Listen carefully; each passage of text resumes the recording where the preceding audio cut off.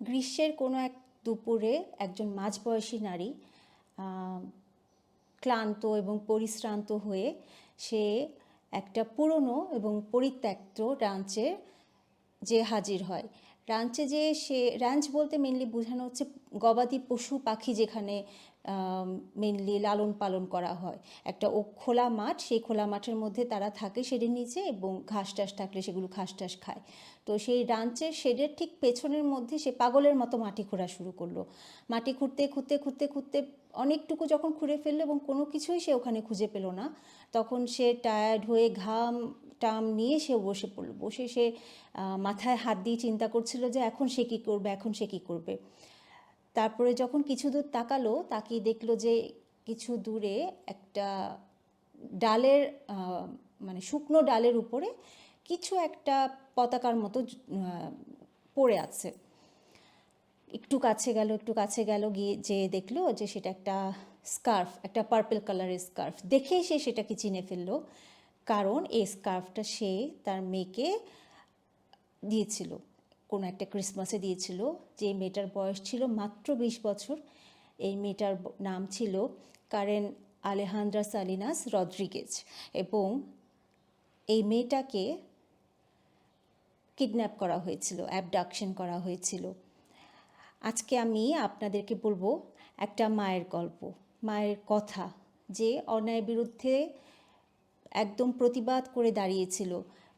Police, তারপর হচ্ছে যারা ল এনফোর্সমেন্ট যারা আছে, কমিটি যারা আছে, তারা কেউ তাকে সাহায্য করেনি, কোনো ধরনের কোনো সাহায্য করেনি। ইনি এই ভদ্রমহিলার হচ্ছে মেয়েকে হারিয়ে ফেলার পরে তিনি একা নিজে সেই মেয়ের কিলারদেরকে খুঁজে বের করেছিল। এই ভদ্রমহিলার নাম হচ্ছে মিরিয়াম রদ্রিগেজ। আপনারা অনেকেই হয়তো টেকেন মুভিটা দেখেছেন। টেকেন মুভিটারই উইমেন ফরমেটে মেনলি আপনারা এটা মনে করতে পারেন, যেটা আসলেই বাস্তবে হয়েছিল, এবং কল্পনাও করতে পারবেন না যে কতদিন আগে হয়েছিল। এটা খুব বেশি দিন আগের ঘটনা কিন্তু না। তো আমি আজকে গল্প করব, আমি আজকে আপনাদেরকে শোনাবো একটা মায়ের গল্প, একজন যোদ্ধার গল্প, যে কোনো ধরনের কোনো সাহায্য ছাড়া, কোনো সাহায্য বলতে কি, তার ফ্যামিলিতে তার হাজব্যান্ড, তার অন্য দুটো বাচ্চা, তাদের কারো সাহায্য ছাড়া সে হচ্ছে নিজে একা একা তার নিজের মেয়ের অ্যাবডাকশন যারা করেছিল তাদের প্রত্যেককে খুঁজে খুঁজে বের করেছিল। আজকে আমার চ্যানেলের মতো আমি আপনাদেরকে একটা সাহসের প্রতিধ্বনির গল্প বলবো। সো হ্যালো এভরিওয়ান, আসসালামু আলাইকুম, welcome to my channel Nitu presents Echoes of reality.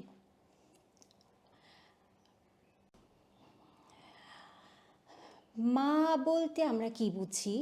একটা মায়ের হৃদয়ে সবসময় সবসময় মায়ের মনের মধ্যে সে তার ভিতরের মধ্যে সবসময় তার সন্তানের জন্য ভীষণ পরিমাণে ভালোবাসা লুকিয়ে রাখে। তার বাচ্চার হাসি, তার বাচ্চার ছোট্ট ছোট্ট হাতের স্পর্শ, তার প্রত্যেকটা জিনিস তার মনের মধ্যে একটা অমূল্য সম্পদ হয়ে থাকে। ছোট থেকে বাচ্চা যতটুকুই বড় হোক না কেন, একটা মা কখনোই তার সন্তানের ছোট থেকে বড় হওয়াটার প্রত্যেকটা মুহূর্ত কখনোই ভুলতে পারে না। একটা মার কাছে যখন তার বাচ্চার কান্না আসে, হ্যাঁ, সেই কান্নাটাও কিন্তু তার একদম মনটাকে একেবারে ক্ষতবিক্ষত করে ফেলে, তাই না? যারা মা আছে তারা ভালো করে বুঝে, কিছু কিছু মা ছাড়া আর কি, হ্যাঁ। আর যখন তার সন্তানের প্রতি, তার ভালোবাসার প্রতি, তার সন্তানকে কেউ হার্ট করে, হ্যাঁ, আর সেই ভালোবাসাটা যখন একদম ছিন্ন ভিন্ন হয়ে যায়, তখন মা তার কন্যার অস্তিত্বের শেষ চিহ্ন খুঁজে বেড়ায়, এবং সেটা, সেই ভালোবাসাটা তখন চোখের পানিতে রূপান্তরিত হয়। আর সেই চোখের পানি থেকেই কিন্তু চলে আসে একটা শক্তি, যে পৃথিবী এপার ওপার হয়ে যাবে, আমি আমার সন্তানকে কষ্ট দেওয়ার লোককে কখনোই মাফ করব না, আমি লড়াই করে যাব। আজকে আমি আপনাদেরকে এরকম একটা মায়ের লড়াইয়ের গল্প করব প্রথম থেকে শেষ পর্যন্ত। আর এই গল্পটা হচ্ছে মেক্সিকোর, হ্যাঁ, মেক্সিকোর সান ফার্নান্দো বলে একটা জায়গা আছে। এই জায়গাটা হচ্ছে তামা তামাউলিপাস বলে একটা রাজ্য। সেই রাজ্য থেকে মেইন যে হাইওয়ে 101-এর ঠিক পাশে এই জায়গাটার সবচাইতে মানে অ্যাট্রাকশনের যেই জিনিসটা, সেটা হচ্ছে মাত্র 100 মাইলের মতো মানে দূরত্বে গেলে বর্ডার পাওয়া যায়, ইউএসের বর্ডার। সো সেই কারণে এই বর্ডারের থেকে হিউম্যান ট্রাফিকিং, মানব পাচার এবং মাদক পাচার, মাদক পাচার এবং হিউম্যান ট্রাফিকিংয়ের জন্য একটা খুব গুরুত্বপূর্ণ কিন্তু রুট এইটা। তো সেই কারণে এই জায়গাটাতে অলওয়েজ কিছু না কিছু একটা ক্যাওয়াস লেগেই থাকতো। আমি মিরিয়াম রদ্রিজের ঘটনাটা যেটা বলবো সেটা হচ্ছে তিনি থাকতেন তার হাজব্যান্ডের সাথে এবং এক ছেলে এক মেয়ের সাথে। তামাউলিপাসের একটা ছোট্ট পরিবার তাদের। মিরিয়াম এবং তার ছোট সংসারে হাজব্যান্ড ওয়াইফ, একটা মেয়ে আইলিয়া এবং একটা ছেলে লুইস। তো মেয়ে আইলিয়া এবং লুইস যখন একটু বড় হয় তাদের খুব যে মানে আহামরি গোছের সলভেন্ট ফ্যামিলি ছিল, তারা প্রচুর ইনকাম করতে পারতো বা তাদের প্রচুর টাকা পয়সা ছিল সেরকম না, বাট এরকম একটা মানে জায়গাতেও কিন্তু তারা যথেষ্ট সুখে শান্তিতে ছিল তারা চারজন। তো একসময় বাচ্চাগুলো যখন বড় হয়, দুইটা ছেলে এবং মেয়ে, তখন মিরিয়াম জানতে পারে যে সে আবার গর্ভবতী, তার আবার বাচ্চা হবে। তো প্রথমে সে একটু মানে চিন্তায় পড়ে গেল যে আমি কি পারবো ওই মেয়েটাকে বড় করতে। তো ভয় পেয়ে তিনটা বাচ্চা কিভাবে সামলাবে এটা টেনশনে পড়ে সে হচ্ছে সব কিছু মাথা থেকে ছেড়ে চুপচাপ থাকে এবং ইভেনচুয়ালি একটা সময় তার ঘরে জন্ম নেয় একটা বারবি ডলের মতো বড় বড় কালো কালো গোল গোল এবং সোনালি রঙের চুলের অধিকারী একটা সুন্দর বারবি ডলের মতো মেয়েটা এত সুন্দর ছিল যে ওর দিকে যেই তাকাতো সেই না তাকিয়ে বলতো কি যে কিভাবে মানে মিরিয়াম তোমার মেয়ে এত সুন্দর কেন, সবাই বলতো। পরে মিরিয়াম আর এবং তার হাজব্যান্ড বাচ্চাটার নাম রেখেছিল, মেয়েটার নাম রেখেছিল কারেন আলেহান্দ্রা সেলেনাস রদ্রিগেজ। তো কারেন দেখতে যেরকম সুন্দর ছিল ঠিক সেরকম কাইন্ড হার্টেড ছিল, সব একদম মানে মিরিয়ামও খুবই কাইন্ড হার্টেড ছিল। তো সবাই বলতো একদম মায়ের মেয়ে হয়েছে, সারাক্ষণ দুষ্টামি করতো, সারাক্ষণ হচ্ছে ছুটে ছুটে বেড়াতো এই পাশ থেকে ও পাশে। তার বাবা সারাক্ষণ হাসতো যে আমার মেয়েটা কীরকম পাগলের মতো হেঁটে বেড়াচ্ছে, দৌড়ে বেড়াচ্ছে। তো সবসময় সবাইকে মাথায় রাখতো, এই মাকে ধরে আদর করছে, এই বাবাকে ধরে টানাটানি করছে খেলার জন্য। তো যখন বাসার বাইরে বের হতো, বাসায় যখন কোনো খাবার দাবার একটু ভালো খাবার দাবার মা রান্না করতো, তখন হচ্ছে সে রাস্তা থেকে কিছু টোকাই, তারপরে কিছু হোমলেস মানে বাচ্চাটা থাকে না ওখানে, তো ওদেরকে ডেকে নিয়ে এসে সে বলতো মা প্লিজ ওদেরকে একটু খাবার দাও, ওদেরকে একটু দাও। তো খুবই লক্ষ্মী একটা বাচ্চা ছিল সে। এক সময় বড় মেয়ে আইলিয়ার বিয়ে হয়ে গেল, সে তার হাজব্যান্ডকে নিয়ে ওখানেই থাকা স্টার্ট করলো, মানে একই বাসায় না পাশাপাশি এরিয়াতে। আর ভাই হচ্ছে লুইস, মায়ের একটা কাউবয় শপ ছিল, কাউবয় অ্যাক্সেসরিজ পাওয়া যেত, হ্যাট বুট এগুলো। শপটার নাম ছিল রোডিও বুটস।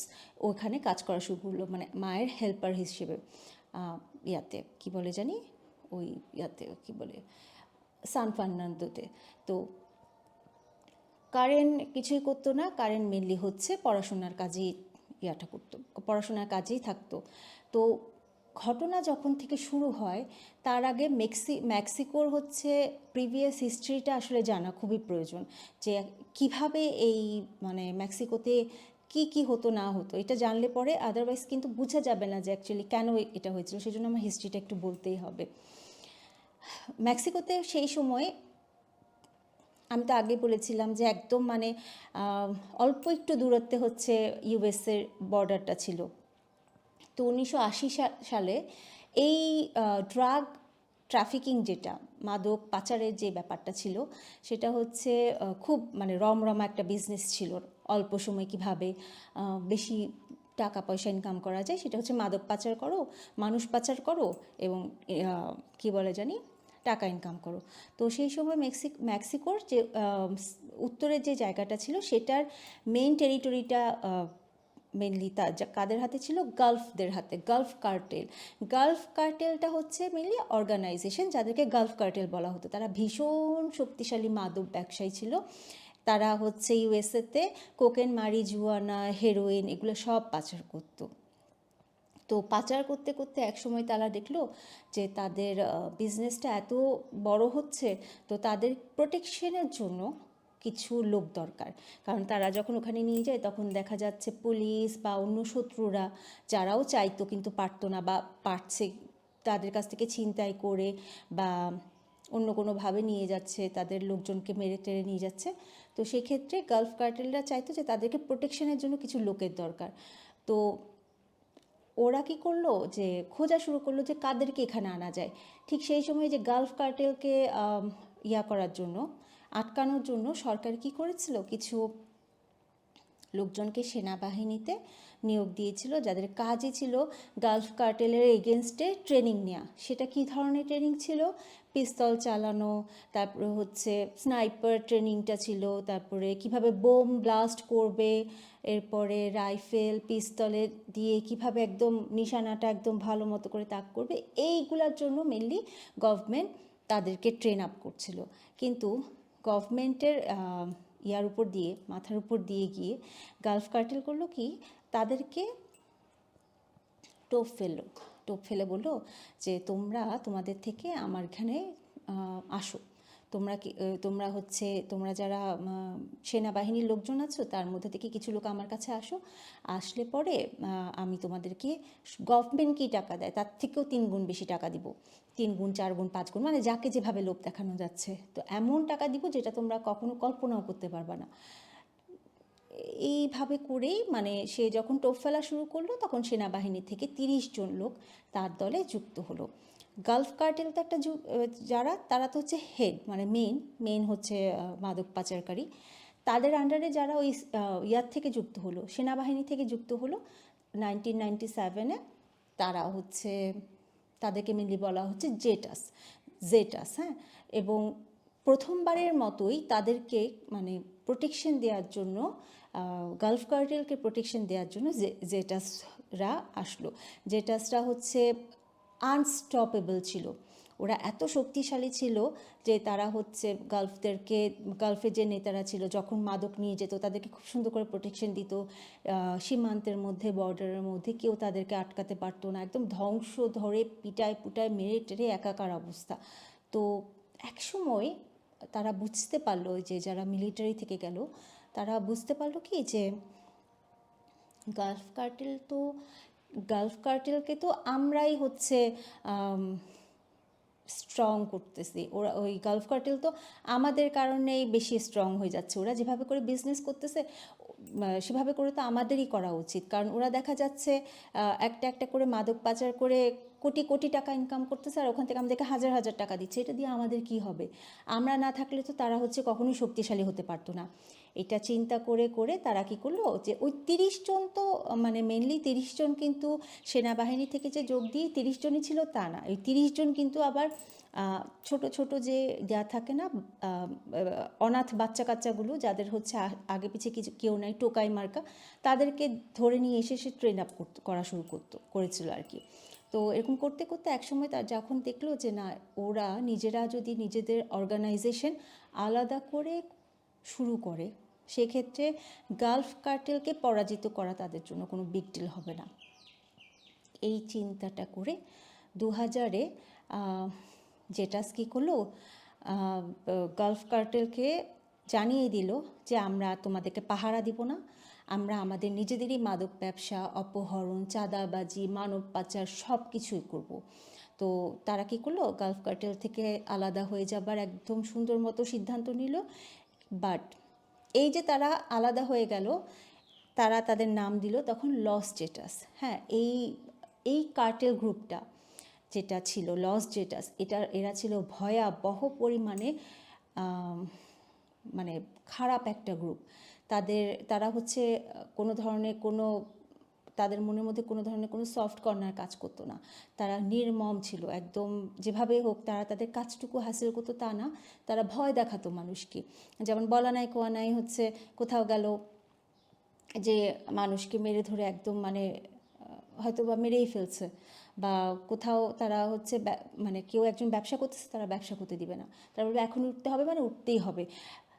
ওপেনলি তারা প্রকাশ্যে তারা এরকম ভয় ভীতি দেখানো শুরু করলো। এবং তাদের কৌশলটা ছিল এরকম যে আমরা দুর্নীতি তো করবই করব, আমরা তো দুর্নীতি করব, কিন্তু সেটা সামনাসামনি আমরা মেরে ধরে দুর্নীতি করব। তারা আতঙ্ক ছড়ানো শুরু করলো এবং তারা বললো কি এরকম আতঙ্ক যদি ছড়াতে থাকি তাহলে পুরোটা দেশ জানবে এবং জেনে আমাদের হাতে বন্দী হয়ে থাকবে। এরপরে আসলো 2009। 2009 সালে একবার হচ্ছে জেটাসরা হাইওয়েতে দুইটা ট্রাক থামায়। ট্রাকগুলোতে ছিল 70 জনেরও বেশি মাইগ্রেট, মানে যারা মেক্সিকো থেকে ইয়াতে চলে যাচ্ছে, ইউএসএতে চলে যাচ্ছে ওই বর্ডারটা দিয়ে। তাদেরকে থামায়, তাদেরকে থামানোর পরে শহরের বাইরে লা হোয়া র্যাঞ্চ বলে একটা র্যাঞ্চ ছিল, যেটা একটা পরিত্যক্ত র্যাঞ্চ ছিল, একদম নির্জন। তো সেখানে তাদের 70 জন মাইগ্রেন্ট পিপলকে নিয়ে যায়, নিয়ে যাবার পরে তাদেরকে তাকোস খাওয়ায়, সোডা খাওয়ায়, তারপর খাওয়া টাওয়া হবার পরে তাদেরকে বলে যে তোমরা আমাদের হয়ে এখন থেকে কাজ করবা। এই যে তোমরা যে পুরুষরা আছো, পুরুষরা হবা হচ্ছে খুনি, তোমরা হচ্ছে মানুষ খুন করবা, আর মহিলারা যারা আছো তাদেরকে আমরা হচ্ছে হাউসমেট হিসেবে পাঠিয়ে দিব কোনো না কোনো জায়গায় বুঝে বুঝে, এবং তোমরা সপ্তাহে $500 করে পাবা। তখন ওই যে মাইগ্রেশনে যারা যাচ্ছে তারা একত্রে সবাই বলে দিল না, অসম্ভব, আমরা তো এটা করবো না। জেটাসের যে লোকজনরা আছে তারা হাসলো, হেসে বললো ঠিক আছে, সমস্যা নাই। তারপরে তাদেরকে তাদের ট্রাকে তোলা হলো। এরপরে তাদেরকে বললো হাইওয়েতে না নিয়ে একটা নির্জন জায়গায় নিয়ে গেল। নির্জন জায়গায় নিয়ে যেয়ে ওখানে প্রতিটা 9 জন জেটাস মিলে প্রত্যেকটা মাইগ্রেটের হাত চোখ বেঁধে একটা পরিত্যক্ত বাড়িতে ঢুকিয়ে একদম বোম মানে করে ব্লাস্ট করে সবাইকে মেরে ফেললো। 2 ঘন্টার মধ্যে সবাইকে মেরে ফেললো। মেরে ফেলার পরে ওখানে তারা হচ্ছে একটা গণকবর করে ওখানের মধ্যে সবাইকে রেখে দিল। পরবর্তীতে এই ঘটনাটার ক্ষেত্রে যেটা পরে দিয়ে যেটা ইনভেস্টিগেশন করে বের হয়েছিল, সান ফার্নান্দোর পুলিশের যে হেড ছিলেন তিনি এবং তার সাথে আরও 25 জনের মধ্যে 16 জন অফিসারই গ্রেফতার, মানে তাদেরকে অ্যারেস্ট করা হয়েছিল, কারণ তারা হচ্ছে বাস আটকাতে সাহায্য করেছিল এবং তারা চোখ বন্ধ করে বসেছিল যে যাত্রীদেরকে ওরা যে মেরে ফেলতেছে তারা কিছুই করেনি, তারা এখানের মধ্যে ওদের সাথে হাত মিলিয়েছিল। এটা তো গেল 2009-এর কথা। এরপরে আসলো 2010। 2010-এ আরেকটা র্যাঞ্চ খুঁজে পাওয়া গেল।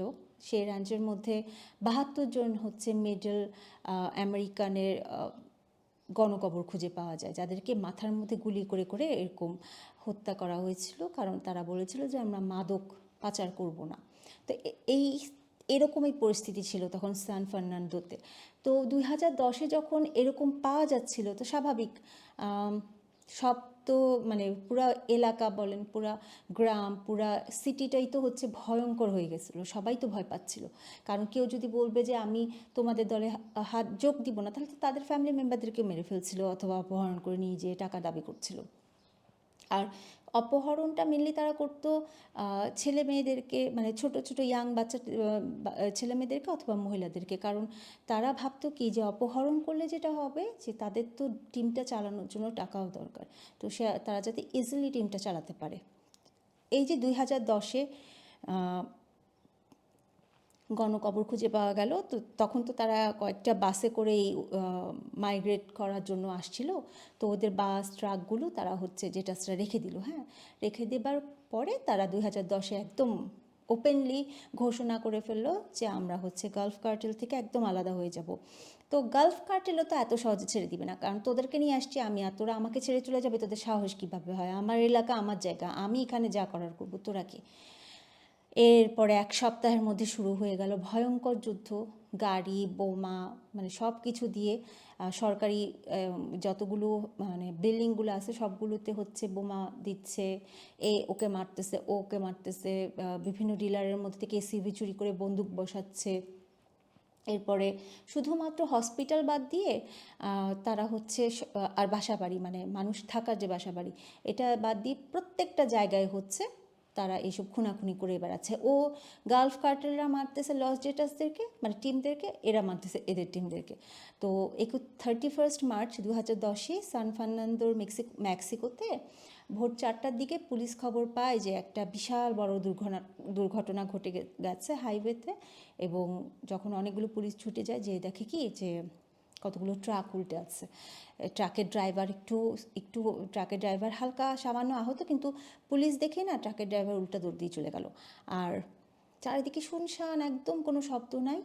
হাইওয়ে ঠিক অপোজিটে, যেই হাইওয়েতে ট্রাক উল্টা হয়েছিল তার ঠিক অপোজিটে অনেক অনেক বিশাল বিশাল ট্রাক, এসইউভি, এমনকি কিছু স্কুল বাস যেটাতে বড় করে জেড লেখা, এবং সেটার উপরে উপরে বন্দুক রাখা। এরপরে শুরু হলো ধুমধাম ঢাস ঢুস করে টোরে একেবারে মানে গুলি টুলি করা শুরু হলো। যতগুলো পুলিশ ছিল সবগুলো পুলিশকে মেরে ফেললো। পুলিশ আতঙ্কিত হয়ে রেডিওতে যতক্ষণে বললো যে হ্যাঁ এখানের মধ্যে শত্রুরা অ্যাটাক করেছে, সন্ত্রাসীরা অ্যাটাক করেছে বলে কিছু পুলিশ পালিয়ে গেল, ম্যাক্সিমামই মারা গেল। এবং পরবর্তী 6টা ঘন্টা ধরে একদম সকালবেলা 10টা পর্যন্ত, যেটা সান ফার্নান্দোতে প্রত্যেকটা সরকারি বাসভবনে একদম মানে গোলাগুলি করে একাকার অবস্থা। এবং এটা মেনলি এটা কেন করলো, কারণ হচ্ছে তারা সবাইকে একটা নিউজ দিতে চাচ্ছে। সেটা হচ্ছে গালফ কার্টেল এখন আর কোনো ধরনের কোনো ক্ষমতায় নাই, এখন সমস্ত পাওয়ার চলে যাচ্ছে জেটাসদের কাছে, জেটাসদেরকে নিয়ন্ত্রণ করছে। এবং তোমাদের মধ্যে যত তরুণরা আছে তোমরা সবাই হচ্ছে আমাদের টিমের মধ্যে জয়েন করবা। রাস্তায় রাস্তায় যতগুলো ছেলে মেয়েদেরকে দেখা যাবে প্রত্যেকটা ছেলে মেয়ে আমাদের এখানে জয়েন করবা। এখন কোনো ফ্যামিলি তো নিশ্চয়ই চাবে না যে আমার বাচ্চার হাতে আমি অস্ত্র তুলে দিব এবং আমার বাচ্চা নিষ্ঠুরতা করে করে বেড়াবে, কারণ ইয়াংদের তো রক্ত গরম থাকে, তারা নিষ্ঠুর বেশি হয়, তারা বুঝে না, কিন্তু তারাই অ্যাকচুয়ালি বলির পাঠা হয়। হ্যাঁ, তো জেটাসদের মেনলি কী বলবো, এটাকে স্লোগান ছিল, সেটা হচ্ছে যে হয় টাকা নিয়ে আমাদের দলে আসো, না হলে তোমাদেরকে একেবারে মানে মেরে ফেলবো, এছাড়া অন্য কোনোটা না।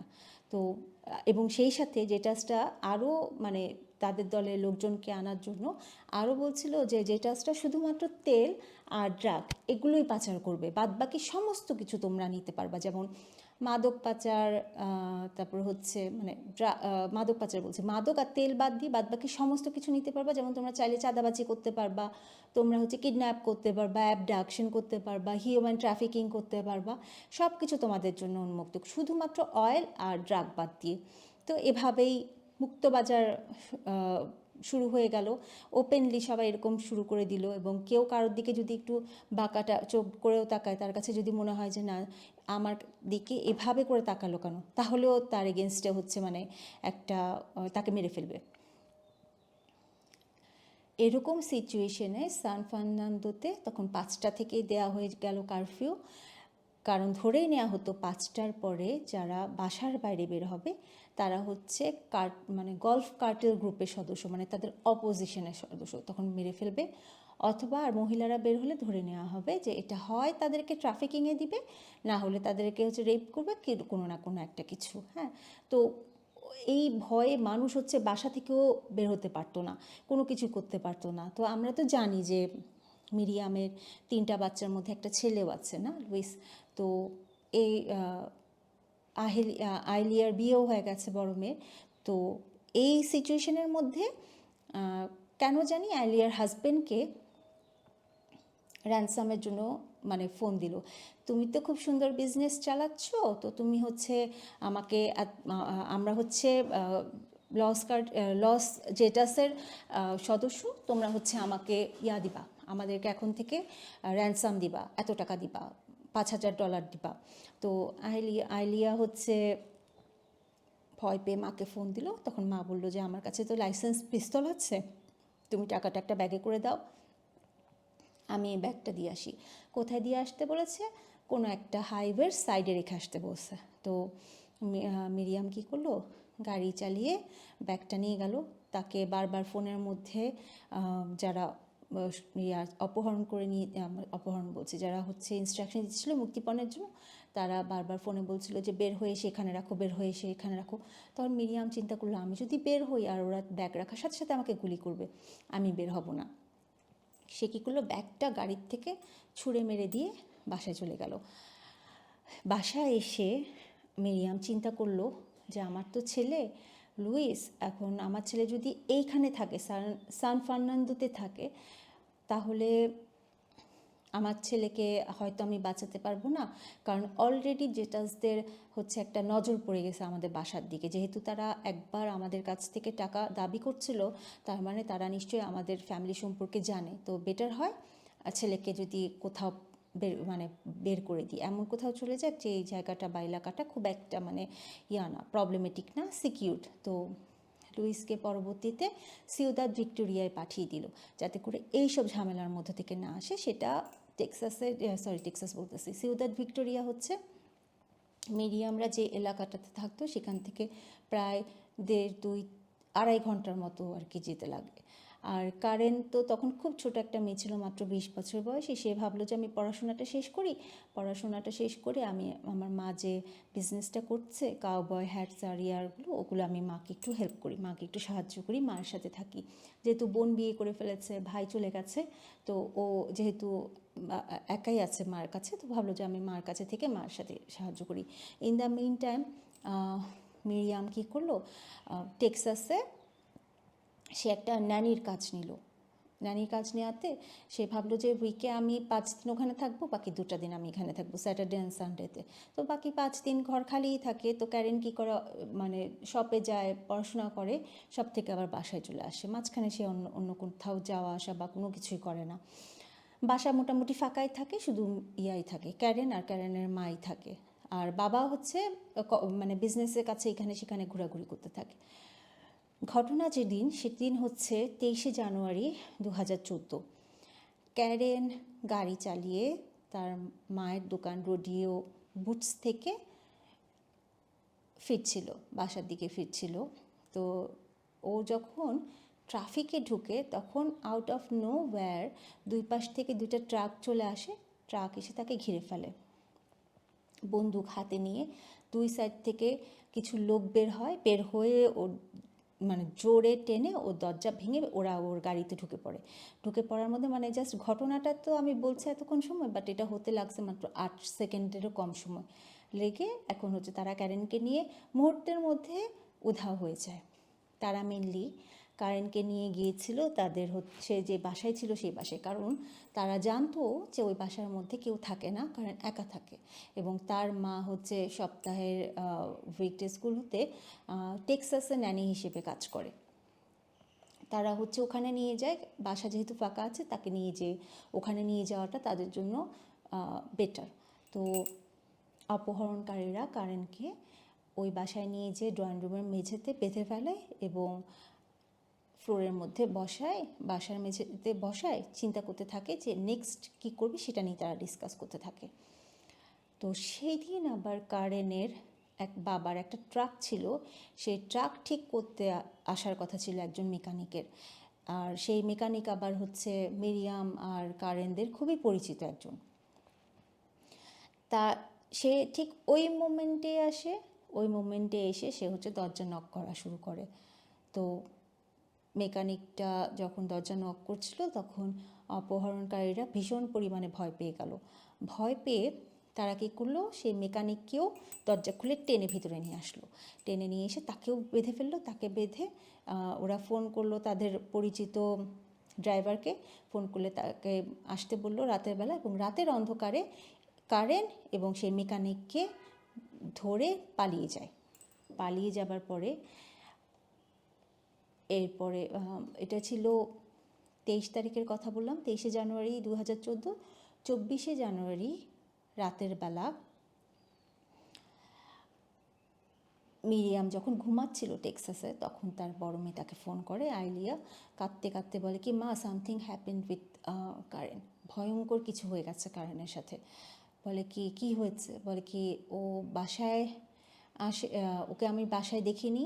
বাবা যখন রাতের বেলা বাসায় আসে তখন দেখে যে কারেন বাসায় নেই, এবং সে যখন অপেক্ষা করছিল, ভাবলো হয়তো বা কোনো কারণে হয়তো বা দেরি হচ্ছে, তখন তার কাছে একটা ফোন আসছে।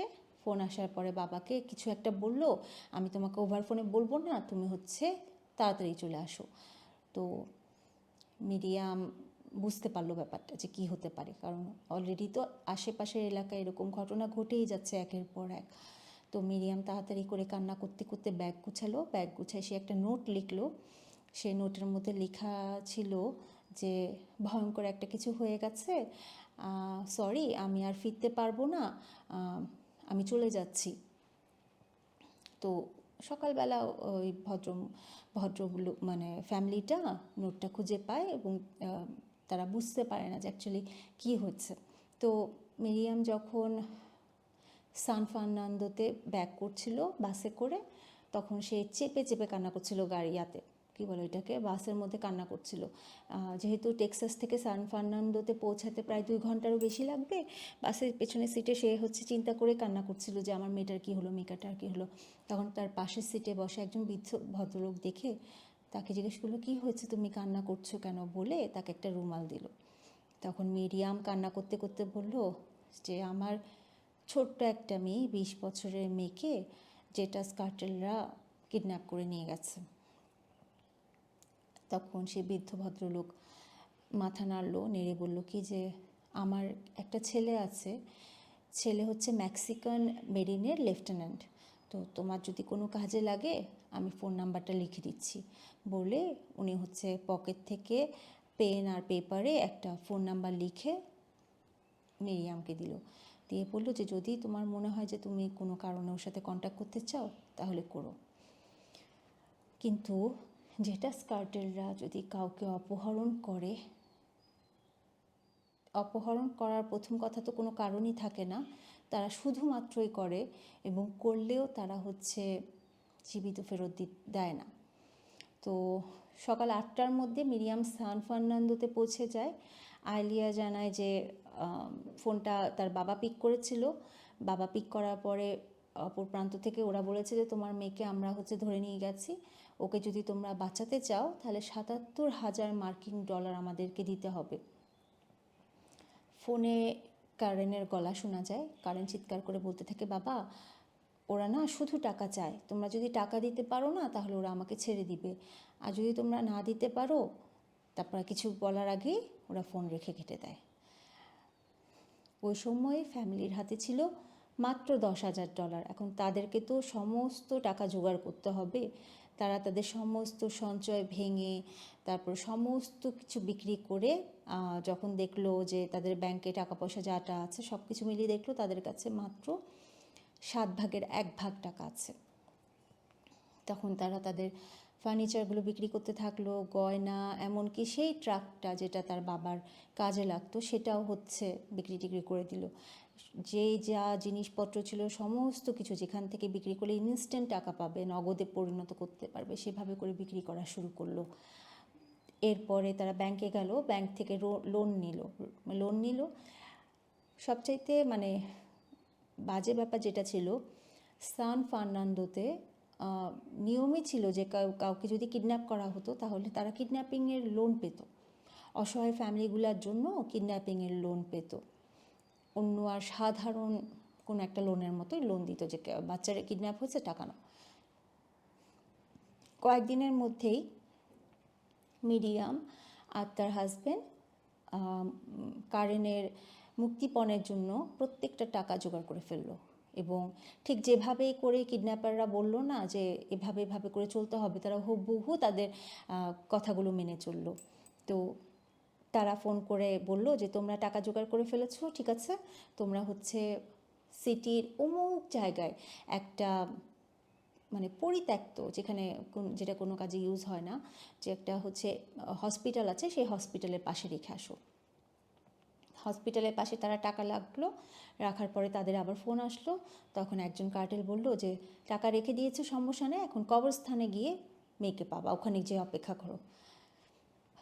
কারেনের মা মিরিয়াম এবং তার হাজব্যান্ড হচ্ছে কবরস্থানে গেল, বসে থাকলো, বসে থেকে তারা হচ্ছে কারেনের জন্য ওয়েট করতে থাকলো, অথবা একটা ফোন কলের জন্য ওয়েট করতে থাকলো। অপেক্ষা করে গেল, কিন্তু না আসলো কোনো ফোন, আর না আসলো কারেন্ট। ভোর হয়ে গেল, কবরস্থানের লোকজন যারা আছে তারা আসা শুরু করলো, কিন্তু কারেন্ট আসলো না। তখন মিরিয়াম চিন্তা করছিল, আমি তো সব ঠিকঠাকই করেছি, যেভাবে চেয়েছে সেভাবে হচ্ছে আমি টাকা দিলাম, প্রত্যেকটা নির্দেশ মেনে চললাম, তবুও আমার মেয়ে কেন আসলো না? এখানে সমস্যাটা হচ্ছে কি, যে সেই সময়ে মেক্সিকোতে কিডন্যাপাররা যদি খুব দ্রুত কেউ টাকা দিয়ে দিত, মনে করতো কি তাদের কাছে আরও টাকা আছে।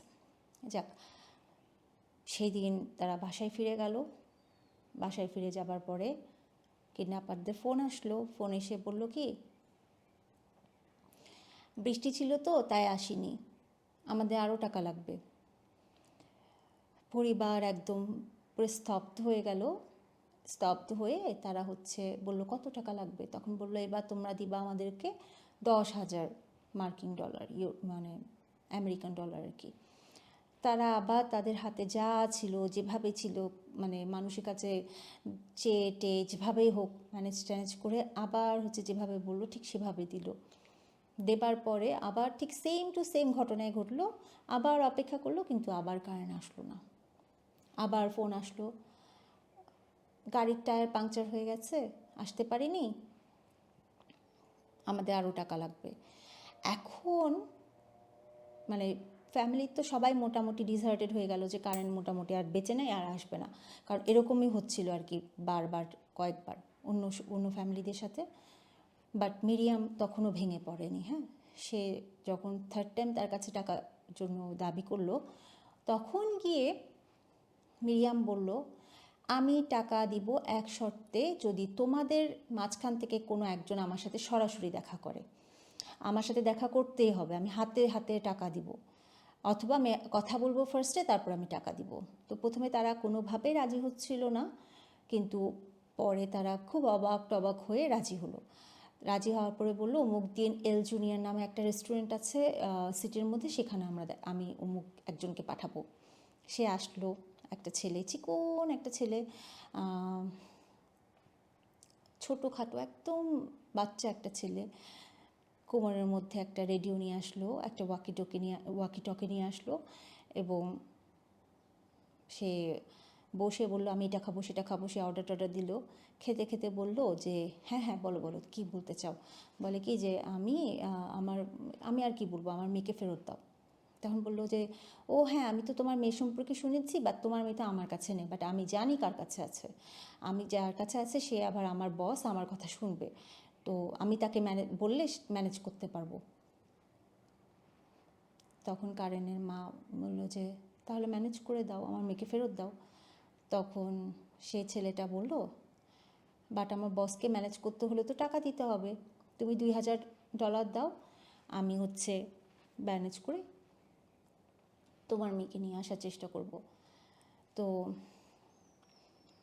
মিরিয়াম মুখটা নিচু করে ভাবছে যে আসলে কি দিবে। বললো ঠিক আছে, তুমি অমুক দিন আসো, আমি টাকা নিয়ে আসবো, বা তুমি যেটা $2,000 বললো আমি $2,000 নিয়ে আসবো। তো ওদের মধ্যে যখন কনভারসেশন চলছিল না, তখন ওই ওয়াকিটকের ভিতর থেকে মিরিয়াম খেয়াল করলো একটা নাম বারবার বলতেছে, সামা সামা সামা বারবার বলছে। তো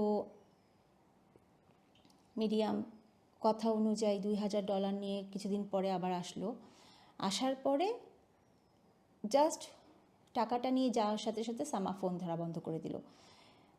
ওই জায়গায় অন্য লোকরা ফোন ধরা শুরু করলো বা ফোন দেওয়া শুরু করলো, এবং তারা বলতে থাকলো যে আমরাই তো আসল কিডন্যাপার, আমরাই তোমার মেয়েকে ধরে নিয়ে গেছি এবং তোমাদেরকে টাকা দিতে হবে।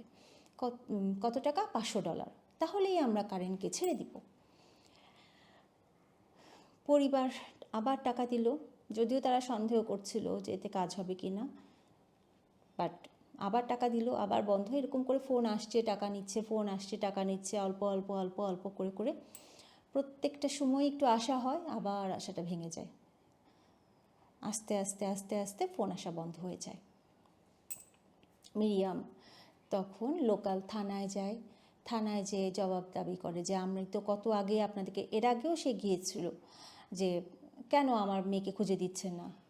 পুলিশ শোনে, তাকে দিয়ে পেপার পূরণ করতে বলে, ফিল আপ করতে বলে, তারা কাঁধ ঝাঁকায়, কিন্তু কোনো সলিউশনে যায় না। মেনলি পুলিশকে মেনলি বলা হয় ল স্টেটাসদের তরফ থেকে কাজ করে। লাইক শিয়ালের কাছে যেরকম মুরগি পালতে দেয় না, শিয়ালকে বলা হয় যে তুমি মুরগির খাঁচা পাহারা দাও, ঠিক এরকম ওরা ল স্টেটাসেরই ম্যাক্সিমাম পুলিশে ল স্টেটাসেরই হয়ে কাজ করে। তো ওরা ওরকম কাজ করবে সেটা ধরেই নেওয়া হয় যে করবে না। তো দিন যায়, পুরো পরিবারটা একেবারে নষ্ট হয়ে যায় একদম, মানে সবাই ডিসহার্টেড, সবাই বুঝতে পারে না কী করবে না করবে, না কোনো ফোন কল। মিরিয়াম হচ্ছে গাড়ি নিয়ে, তার ভ্যান নিয়ে এদিক থেকে এদিক, এই গলি থেকে ওই গলি, এই মাথা থেকে ওই মাথা, খালি ঘুরে বেড়ায়, মেয়েকে খুঁজে বেড়ায়, কিন্তু কোথাও তার মেয়েকে খুঁজে পায় না। এবং মানে পুরো উদ্ভ্রান্তের মতো তার অবস্থা, সে কী করবে না করবে কেউ কিছু বুঝতে পারে না। 1 মাস পরে ফেব্রুয়ারি 23, 2014-তে ভোরবেলা মিরিয়াম ঘুম থেকে উঠে গোসল করে, আয়নার সামনে বসে, চুল আঁচড়ায়, সুন্দর করে মেকআপ করে সে উপর থেকে নিচে আসে। তার মেয়ের বাসায় থাকতো তখন। সে নিচে আসে, এসে তার মেয়ে জিজ্ঞেস করে আইলিয়া যে মা তুমি কোথায় যাচ্ছ? মিরিয়াম তখন ধীর স্থির শান্ত গলায় বলে, মা আমি না বুঝতে পারছি ক্যারেন না আর কখনো ফিরবে না। আমি এটাও বুঝতে পারছি ক্যারেন মারা গেছে। এখন আমার জীবনের একটাই লক্ষ্য, যারা এই কাজটা করেছে তাদেরকে আমি একজন করে খুঁজে বের করে শাস্তি দিব। সেদিন থেকে মিরিয়াম একদম বদলে যায়, সে আর আগের মতো থাকে না। ওই যে বলেছিলাম না, সে এখান থেকে এখানে সে তার ভ্যানটা নিয়ে খুঁজে বেড়ায়, তার মেয়েকে খুঁজে বেড়ায়, বা কোনো একটা ক্লু খুঁজে বেড়ায়। তো এরকম খুঁজে বেড়াতে কয়েক সপ্তাহ পরে মিরিয়াম দেখে সান ফার্নান্দোর যে কেন্দ্রীয় মানে ন্যাশনাল প্লাজাটা যেটা আছে, সেটা পাশ দিয়ে গাড়ি চালাতে দেখে বেঞ্চের মধ্যে 2টা ইয়াং মেয়ে কোনো একটা ল্যাপটপের মধ্যে কিছু একটা দেখে হাসতেছে।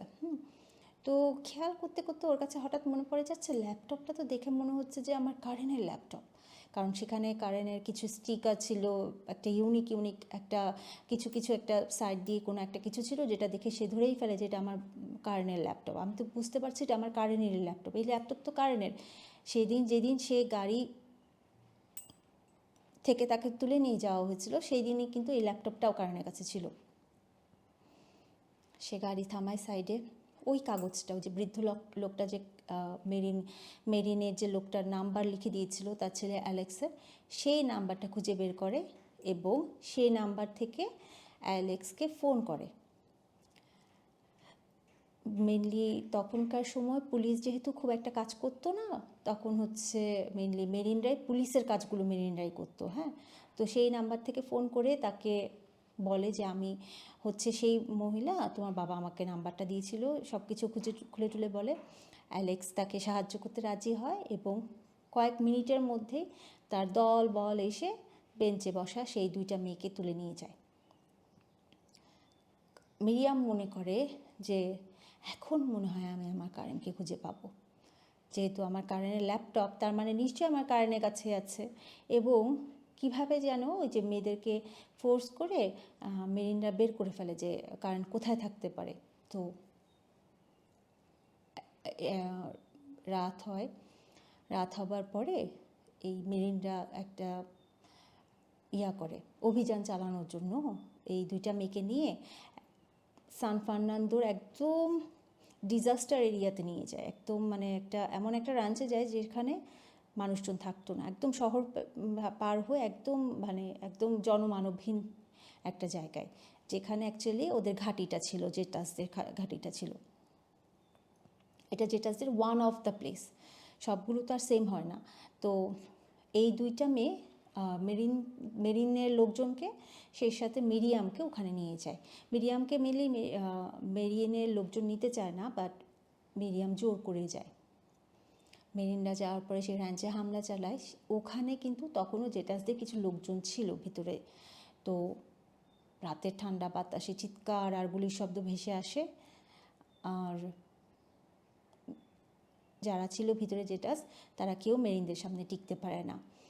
শীঘ্রই মিরিয়াম দেখে কয়েকজন লোক ভবন থেকে না পালানোর চেষ্টা করতেছে। তারা হচ্ছে বিল্ডিং থেকে বের হয়ে পাশের জঙ্গলের দিকে দৌড় মারতেছে।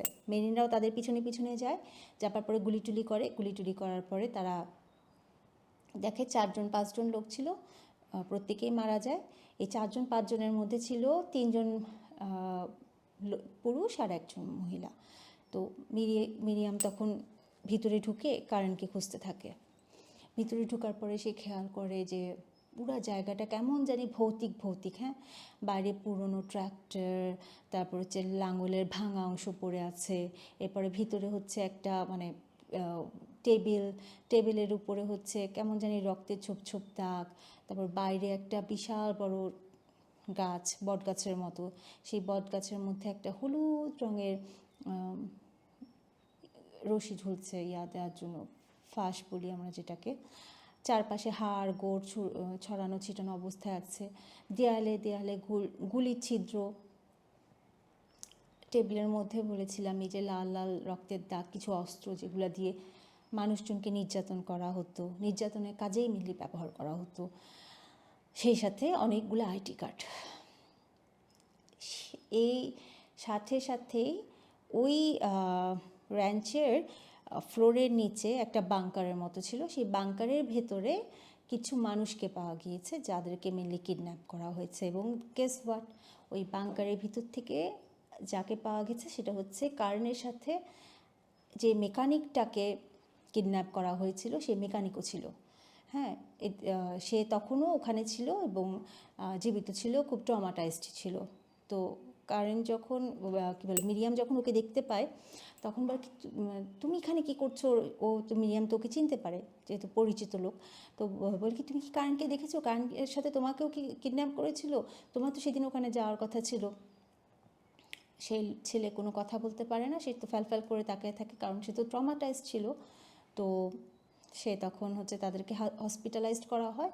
পরবর্তীতে কিছুদিন হসপিটালে থাকার পরে সে যখন একটু স্থির হয় তখন মিরিয়াম তার সাথে বসার পরে তাকে বলে যে, তুমি আমাকে সমস্ত কিছু বলো, কি হয়েছিল না হয়েছিল ঘটনাটা বলো। তখন ওই মেকানিকটা বলে যে, কারেনকে তো অন্যখানে নিয়ে গিয়েছিল, আমাকে এখানে নিয়ে আসছিল।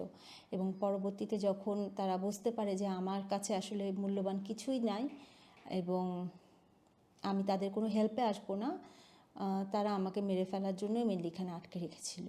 তো মিরিয়াম খোঁচায় খোঁচায় তার কাছ থেকে প্রত্যেকটা লোকের নাম, তারপরে নাম হোক বা যেটাই হোক, মানে মুখের ফেশিয়াল এক্সপ্রেশন থেকে শুরু করে যে যা যা আছে সব কিছু জিজ্ঞেস করতে থাকে।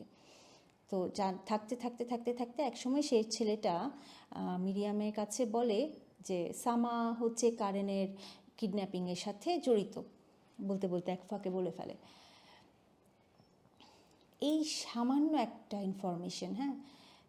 একটা ইনফরমেশন নিয়ে মিরিয়াম কি করে, সোশ্যাল ওয়েবসাইটে যায়। সোশ্যাল ওয়েবসাইটে যেয়ে সে হচ্ছে খুব পাগলের মতো খোঁজা শুরু করে সামাকে। সে ডিসিশনে নেয়, সে নিজের সাথে নিজে ভাউচ করে যে যেভাবেই হোক কারেনের হত্যাকারীকে সে তো খুঁজে বের করবে। এবং যতদিন পর্যন্ত না সে কারেনের মানে হত্যাকারীকে সে বের করবে ততদিন পর্যন্ত সে থামবে না। তো সে শুরু করে সামাকে দিয়ে সে হচ্ছে তার নাম, তারপর হচ্ছে সে তার ফেশিয়াল যে এক্সপ্রেশনস, মানে ফেশিয়াল যে স্ট্রাকচার, এক্সপ্রেশন বলতেছে, ফেশিয়াল যে স্ট্রাকচার, সেগুলো দিয়ে লিখে সে দিন নাই রাত নাই সারাটাক্ষণ সে হচ্ছে সামাকে খুঁজতেই থাকে। কারণ তার কাছে মনে হচ্ছিল যে এই সামাই মনে হয়, মানে মিরিয়ামের কাছে মনে হচ্ছিল যে সামাই হচ্ছে সম্ভবত কিডন্যাপিংয়ের মেইন পরিকল্পনাকারী। হ্যাঁ, পুরনো ডেস্কটপে কম্পিউটারের সামনে বসে ঘন্টার পর ঘন্টা কাটাতে থাকে। কার্টেল রিলেটেড যতগুলো প্রোফাইল আছে ফেসবুকে সেগুলো ঘাটাঘাটি করতে থাকে, একটার সাথে একটা ছবি, তার সেই সাথে তার যে মাথার মধ্যে একটা ভিজুয়াল ছিল যে এরকম হতে পারে বা সেরকম হতে পারে, সেটা দিয়ে টুকরো টুকরো জিনিসের সাথে সাথে বর্ণনাগুলো সে মিলিয়ে দেখা শুরু করে যে খুঁজে পাবে কিনা। সপ্তাহের পর সপ্তাহ চলে যাচ্ছে। একদম ভয়ঙ্কর ডিজিটাল গোয়েন্দাগিরির পরে সে একটা প্রোফাইলের ছবি পায়। একটা আইসক্রিম দোকানের সামনে আইসক্রিম দোকানের ইউনিফর্ম পরা একটা হাসি খুশি মেয়ের পাশে একটা ছেলে দাঁড়ানো। সেই ছেলেটার চেহারা সামার সাথে ম্যাচ খায়। অ্যাকাউন্টের নাম আলাদা কিন্তু চোখ সেম এবং ট্যাগ করা হয় সামা নামে। মিরিয়াম বিশাল বড় করে জুম করে দোকানের লোগো দেখে, তখন সে বুঝতে পারে দোকানটা হচ্ছে সিউদাদ ভিক্টোরিয়ার একটা আইসক্রিমের চেইন শপ। সেই মোমেন্টে মিরিয়াম যেখানে থাকে সেখান থেকে যেতে লাগবে সান ফার্নান্দো থেকে যেতে লাগবে 2 ঘন্টা। তো মিরিয়াম একা গাড়ি চালায়, সিউদাদ ভিক্টোরিয়াতে যায়। সিউদাদ ভিক্টোরিয়াতে কিন্তু আবার লুইসও থাকে, ওর ছেলে। হ্যাঁ, তো উইকের পরে উইক সে হচ্ছে দোকানের সামনে একদম হকের মতো, শকুনের মতো তাকিয়ে থাকে যে কোনোভাবে ও আসলে এই দোকান থেকে আমার কোনোভাবে চোখের দিক থেকে দিকে করানো যাবে না। তার যে পুরনো পিক আপটা আছে, সেই পুরনো পিক আপে বাইনোকুলার হাতে নিয়ে এবং সাথে একটা কফির থার্মাস নিয়ে বসে থাকে। 56 বছর বয়সী নারী তার শিকারের অপেক্ষায় বসে থাকে। টায়ার্ড লাগে, একঘেয়েমি লাগে, কিন্তু ধৈর্যের তো ফল বাতাসে নড়ে বলে না। তো এক বিকেলে সামা হাজির হয় তার প্রেমিকার সাথে দেখা করার জন্য। যখন সেই মেয়েটার গার্লফ্রেন্ডের যখন শিফট শেষ হয় তখন তার সাথে দেখা করার জন্য আসে এবং মিরিয়াম এক দেখাতেই তাকে চিনে ফেলে। তার বুকটা কাঁপতে থাকে, হাতটা কাঁপতে থাকে। তো তারপরও সে নিজেকে খুব কষ্ট করে মানে একদম খুব ঠান্ডা রেখে সে কী করে তাদেরকে ফলো করা শুরু করে, তাদের বাসা পর্যন্ত ফলো করার পরে সে দেখে যে কোন এরিয়াতে সে থাকে, সামা ওই মেয়েটার সাথে থাকে ছোট্ট একটা বাড়িতে। তো এখন সামাকে যদি বের করতেই হয় তাহলে তো ওকে তো দেখলে সামা চিনে ফেলবে, যেহেতু ওদের একবার 1 to 1 দেখা হয়েছিল। সে তখন ছদ্মবেশ নেওয়া শুরু করে, যাচ্ছে চুল কেটে ফেলে। চুলগুলো লম্বা লম্বা ছিল, চুল কেটে এতটুকু করে ফেলে। চুলের কালার চেঞ্জ করে লাল টকটকে রং করে ফেলে। চশমা চেঞ্জ করে, একদম বয়স্ক মহিলাদের মতো চশমা পরে। বহু বছরের পুরনো হোম মিনিস্ট্রি থেকে সে একটা আইডি কার্ড অনেক আগে কাজ করতো তখন পেয়েছিল, সেই আইডি কার্ডটা খুঁজে টুজে বের করে একটা সে ক্লিপবোর্ড হাতে নেয়। জরিপকারী থাকে না সরকারি স্বাস্থ্যকর্মী যারা জরিপ করে করে বেড়ায়, একদম হুবহু ওদের মতো পোশাক আশাক পরে কিছুদিন সে তার নিজের এরিয়াতে হেঁটে হেঁটে বেড়ায়। মজার ব্যাপার হচ্ছে কি, তার যে এই ছদ্মবেশটা নেওয়া, তার আশেপাশের লোকজন কিন্তু তাকে চিনতে পারে নাই। তার ক্লোজ কমিউনিটি যারা আশেপাশে থাকে তারাই কিন্তু তাকে চিনতে পারে নাই। সে তার নিজের নাম দেয় মিরিয়াম। সে হচ্ছে মিরিয়াম থেকে হয়ে যায় মারিয়া বলে, এবং বলে বেড়ায় আমি একজন গভর্নমেন্ট স্বাস্থ্যকর্মী, আমি হচ্ছে নিয়মিত কেউ সবাই টিকা দিচ্ছে কি না দিচ্ছে সেটার হচ্ছে রোগ পর্যবেক্ষণ করার জন্য আসি। এটা বলে সে হচ্ছে সামার ওই এলাকাতে গেল। সামার এলাকাতে গিয়ে দরজায় দরজায় সে নক করা শুরু করলো। নক করে সে ইনোসেন্ট কোয়েশ্চেন এবং বিরক্তিকর কোয়েশ্চেন করা শুরু করলো। আপনার পরিবার কি টিকা নিয়েছে? কারো কি জ্বর হয়েছে? আপনারা কি, আপনার ফ্যামিলিতে কজন আছে? এরকম ছোটোখাটো আলাপ এবং খুব মানে ওদেরকে খুব চেষ্টা করতো যে কথার মধ্যে আটকে রাখার। তো এরকম করতে করতে করতে করতে কয়েক ঘন্টার মধ্যে সে হচ্ছে পৌঁছায় গেল সামার ঠিক নেইবারের বাসায়। নেইবারের বাসায় যাওয়ার পরে হয় না যে কিছু মানুষ থাকে সবার সাথে খুব ফ্রেন্ডলি মানে বিহেভ করতে পারে। তো নেইবারের কাছে পৌঁছানোর পরে কথা বলতে বলতে একসময় নেইবার বলেই ফেলে যে আপনার পাশে পাশে কে থাকে, এরকম জিজ্ঞেস করছে। তখন বলে কি যে হ্যাঁ ওখানে না একটা ইয়াং কাপল থাকে, তারা না খুব অদ্ভুত রুটিন মেনটেন করে। বলে কি হ্যাঁ আমি তো গিয়েছিলাম, ওদেরকে তো কাউকে দেখতে পাইনি। ওরা কোথায়? বলে কি ওয়াইফটার হচ্ছে একটা আইসক্রিমের ইউনিফর্ম পরে আর একটা লাল সেডান গাড়িতে করে রাত 12টার দিকে ছেলেটা চলে যায়, আসে সকালবেলা ভোরবেলা। তো সমস্ত কিছু মানে মিরিয়াম কী করে ওই নেইবারের কাছ থেকে আস্তে আস্তে দুপুরের মধ্যে সমস্ত কিছু জেনে যায়। জেনে যাবার পরে সে বের করে ফেলে সামার ফুল নাম, বের করে সামার প্রত্যেক দিনের ডেইলি রিচুয়ালটা, এর সাথে সাথে বের করে ফেলে লাইসেন্স প্লেট গাড়ির যেটা ছিল। সমস্ত ইনফরমেশন সে লিখে, সমস্ত পেপার্স নিয়ে এবার সে সরাসরি চলে যায় পুলিশের কাছে। এবার তো সে অবহেলা মেনে নিবে না। সে ফেডারেলের যে মানে একদম মানে উঁচু লেভেলের যে পুলিশ থাকে তার কাছে সরাসরি চলে যায়। তো সেখানে একজন পুলিশ পুরো অবাক হয়ে যায়। অবাক হয়ে আউট অফ নো সে বলে কি আমি তোমাকে হেল্প করব। পরবর্তীতে আমি একটু মাঝখানে বলে দিই, নিউ ইয়র্ক টাইমসের একজন আছেন, জার্নালিস্ট আছেন। জার্নালিস্টের নাম হচ্ছে আজম আহমেদ। হ্যাঁ, তো তার সাথে এই পুলিশের কথা হয়েছিল, অনেক ইন্টারভিউ মানে অনেক কিছু সে কিন্তু মিডিয়ামের সম্পর্কে লিখেছিল নিউ ইয়র্ক টাইমসে। তো তখন সে যখন পুলিশকে বললো, তো পুলিশ বললো কি আমার নাম বের হবে না, এই শর্তে আমি বলি যে যখন মিডিয়াম আমার টেবিলের উপরে ফাইলগুলো রাখলো, হ্যাঁ, আমি না অবাক হয়ে গেলাম যে একটা মহিলা যে ইনফরমেশনগুলো বের করেছে এটা না আসলে অবিশ্বাস্য। এরকম ইনফরমেশন না আমরা নিজেরা পুলিশ হয়েও বের করতে পারি না। এবং তার মেয়েকে যারা ধরে নিয়ে গেছে তাদেরকে খুঁজে বের করতে সাহায্য করাটা তো আমাদের জন্য আমার জীবনে সবচেয়ে বড় সৌভাগ্য ছিল। তো সেই পুলিশের মাধ্যমে মিরিয়াম যখন নিয়ে যায়, ইনফরমেশনগুলো নিয়ে যায়, তখন হচ্ছে সামাকে ধরার জন্য, সামার বাসা মানে তল্লাশি করার জন্য ওরা হচ্ছে একটা অ্যারেস্ট ওয়ারেন্ট জারি করে।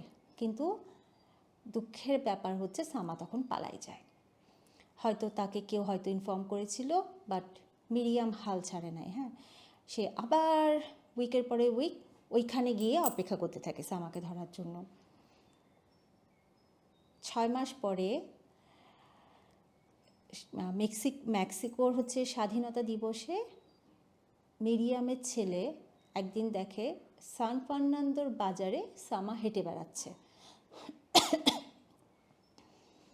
কাঁপা কাঁপা হাতে সে তার মাকে ফোন করে, আর বলা মাত্রই পুলিশ কী করে 1 ঘন্টার মধ্যেই সামাকে ধরে ফেলে। 15ই সেপ্টেম্বর 2024, কারেনকে নেয়ার 8 মাস পরে সামা গ্রেফতার হয়। সামাকে যখন পুলিশ ইনভেস্টিগেশন করার জন্য রুমে নেয়, তখন পাশের রুমে মিরিয়াম বসা ছিল। তো সামা বারবার পুলিশকে বলছে যে কারেনের সাথে তার কোনো সম্পর্ক নাই, সে কার্টেলের শুধুমাত্র একটা সিকিউরিটি গার্ড। হ্যাঁ, সে কারেন সম্পর্কে জানে অন্যদের কাছ থেকে। কিন্তু যখন মিরিয়াম সামনে এসে বলল যে না তুমি তো জানো এবং তোমাকে আমি টাকাও দিয়েছিলাম আলাদা করে, এরপরে পুলিশ যখন ভালো মতো করে প্রেশার করে তখন সামা বলে যে হ্যাঁ সে জানে, সে তার যারা তার সাথে ছিল জড়িত তাদের নাম বলতে পারবে। তো মিরিয়াম একে একে করে সমস্ত কিছু নাম টাম লিখে রাখে। এরপরে সামাকে যখন জিজ্ঞেস করা হয় কারেন কি জীবিত আছে নাকি মারা গেছে, এতদিন তো মিরিয়াম ধারণা করছিল, তখন সামা স্বীকার করে যে না কারেন বেঁচে নেই, মারা গেছে, তারা মেরে ফেলেছে কারেনকে। এরপরে সামার পরে যে ধরা পড়ে সে ছিল মাত্র 18 বছর বয়সী যুবক জাপাতা গনজালভেস। হ্যাঁ, তাকে সবাই আদর করে ডাকতো ক্রিস্টিয়ানো। কাগজে কলমে তার নাম ছিল হয়তো বা 18, কিন্তু ভিজুয়াল করলে সামনাসামনি দেখলে তাকে আরও ছোট মনে হতো। কি অদ্ভুত, এতটুকু বয়সের বাচ্চা পর্যন্ত সন্ত্রাসী। তো তাকে যখন পুলিশ জেরার জন্য ইনভেস্টিগেশন রুমে নিয়েছিল তখন সে একটু প্যানিকড হয়ে গেল। ছেলেটা ক্রিস্টিয়ানো প্যানিকড হয়ে না বারবার বলছিল যে মা মা আমি মায়ের কাছে যাব, আমি মাকে দেখতে চাই, বারবার মা মা করছিল আর বলছিল যে আমি খুব হাংরি, আমাকে খেতে দাও, আমাকে খেতে দাও। বাট পুলিশ তো কোনো কথা শুনছিল না, পুলিশ চুপচাপ বসেছিল। মিরিয়াম পাশের ঘর থেকে সব শুনছিল। শুনতে শুনতে এক সময় সে কী করে রুমে ঢুকে পড়ার পরে সে তার লাঞ্চ বক্সটা ছেলেটার দিকে এগিয়ে দেয়। এই সেই ছেলে যে তার মেয়ের হত্যাকারী, ওয়ান অফ দ্য হত্যাকারী। এগিয়ে দেয়, দিয়ে বলে কি তুমি এটা খাও, আমি তোমার জন্য ড্রিঙ্কস নিয়ে আসছি নিচে থেকে। তারপর সে নিচে যেয়ে তার জন্য ড্রিঙ্কস নিয়ে আসে। ছেলেটা বড় বড় চোখ করে তাকিয়ে থাকে আর পুলিশ তখন এই ক্রিস্টিয়ানোর সামনে বলছে, এই ছেলেই তো আপনার মেয়েকে মেরে ফেলছে, আপনি কেন এটা করতেছেন? মিরিয়াম তখন খুব শান্তভাবে বলল কি, ও তো একটা ছোট বাচ্চা, যতই অপরাধ করুক, আমি যখন শুনলাম যে ও ক্ষুধার্ত, তখন আমার মনে হলো কি যে আমার নিজের বাচ্চাই মনে হয় বলতেছে, এই জন্য আমি না সহ্য করতে পারি না, দিয়ে দিলাম। ছেলেটা তখন মিরিয়ামের এই মাঠ সুলভ মানে বিহেভিয়ারটা দেখে সে এত বেশি সে অবাক হয়ে গেল। তখন সে মিরিয়ামকে বলল কি যে, আমি না তোমাকে নিয়ে যাব, তোমার মেয়ে যেখানে ছিল আমি তোমাকে সেখানেই নিয়ে যাব, আমি তোমার মেয়ে বেঁচে নেই কিন্তু আমি তোমাকে নিয়ে যাব। তো ক্রিস্টিয়ানো কি করলো, ক্রিস্টিয়ানো সেই সাথে পুলিশরা তখন সেই যেখানে কারেন্টকে রাখা হয়েছিল সেখানে মানে যাওয়া শুরু করলো। সেটা একদম পুরনো একটা রাঞ্চ, শহরের একদম ভিতরে। মিরিয়াম তার ট্রাক চালায় তাদেরকে ফলো করলো। দিনের বেলা রাঞ্চটা ছিল একদম মানে যেটাই বললাম আর কি, পরিত্যক্ত একটা রাঞ্চ, গুলির চিহ্ন দিয়ে একদম ভরা ছিল। সামনের মানে উঠোন যেটা আর কি থাকে, সেটাতে মাটিও একদম পচে টচে একদম হয়ে গেছে। সেই সময় মিরিয়াম হচ্ছে মাটি আর ঝোপঝাড় ডিগ করা শুরু করলো, খোঁড়া শুরু করলো। তার গায়ের কাপড়গুলো একদম ঘামে ভিজে ঝপঝপ করা শুরু করলো। মাটির নিচে খুঁজতে সে টায়ার্ড হয়ে যখন বসলো, তখন দূরে তাকায় দেখে যে একটা কাটা ঝোপের মধ্যে কিছু একটা আটকে আছে। হ্যাঁ, সূর্য আলো আর বৃষ্টির মধ্যে ভিজতে হয়তো কালারটা চলে গেছে, বাট দেখেই তার মনে হচ্ছে যে একটা পার্পেল কালারের স্কার্ফ। এবং মিরিয়াম কাঁপতে থাকে, কারণ সে চিনে যায় যে এই স্কার্ফটা তো আমার কারেনের, এবং এই স্কার্ফটা আমি কারেনকে কিনে দিয়েছিলাম 2 বছর আগে ক্রিসমাসে মাতামোরসের বাজার থেকে।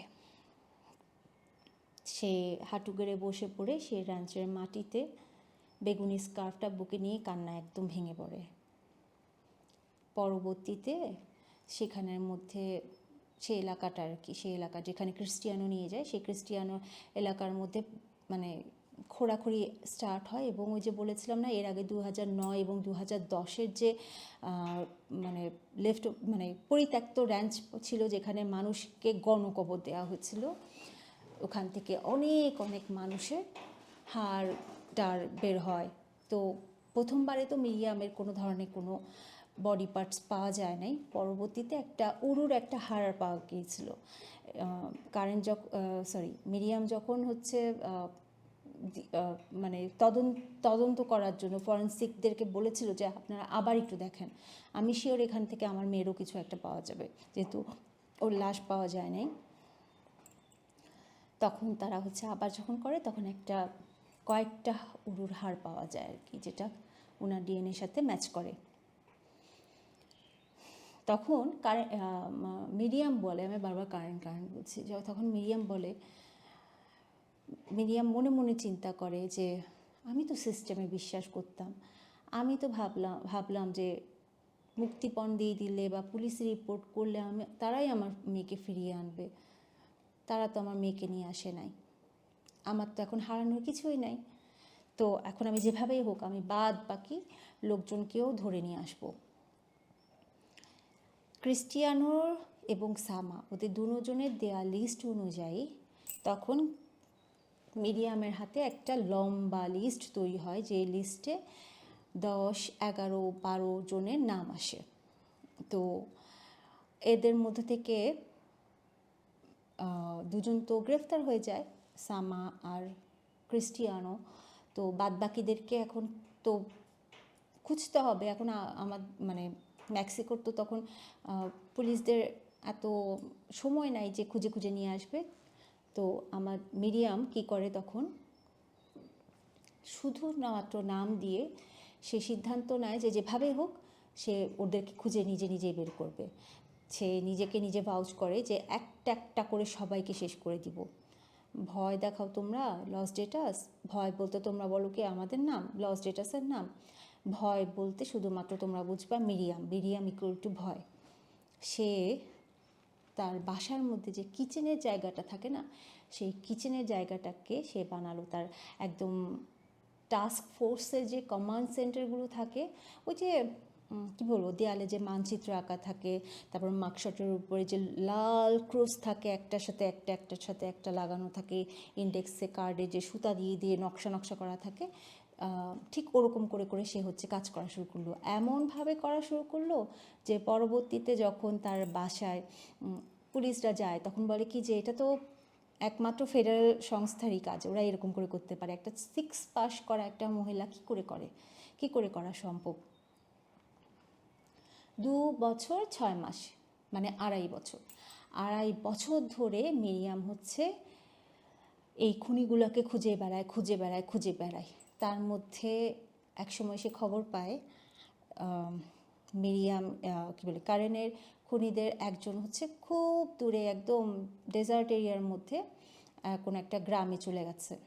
তো সোশ্যাল মিডিয়া তো এখন বিশাল বড় একটা সেক্টর, সোশ্যাল মিডিয়ার মাধ্যমে সে হচ্ছে খোঁজা শুরু করে, খুঁজতে সে বের করে যে যে হচ্ছে দূরে চলে গেছে সে অ্যাকচুয়ালি সেই ড্রাইভার যে হচ্ছে কারেনকে তার ভ্যানে করে ইয়াতে নিয়ে গেছিলো, ওই কী বলে এটাকে, রাঞ্চে নিয়ে গেছিলো।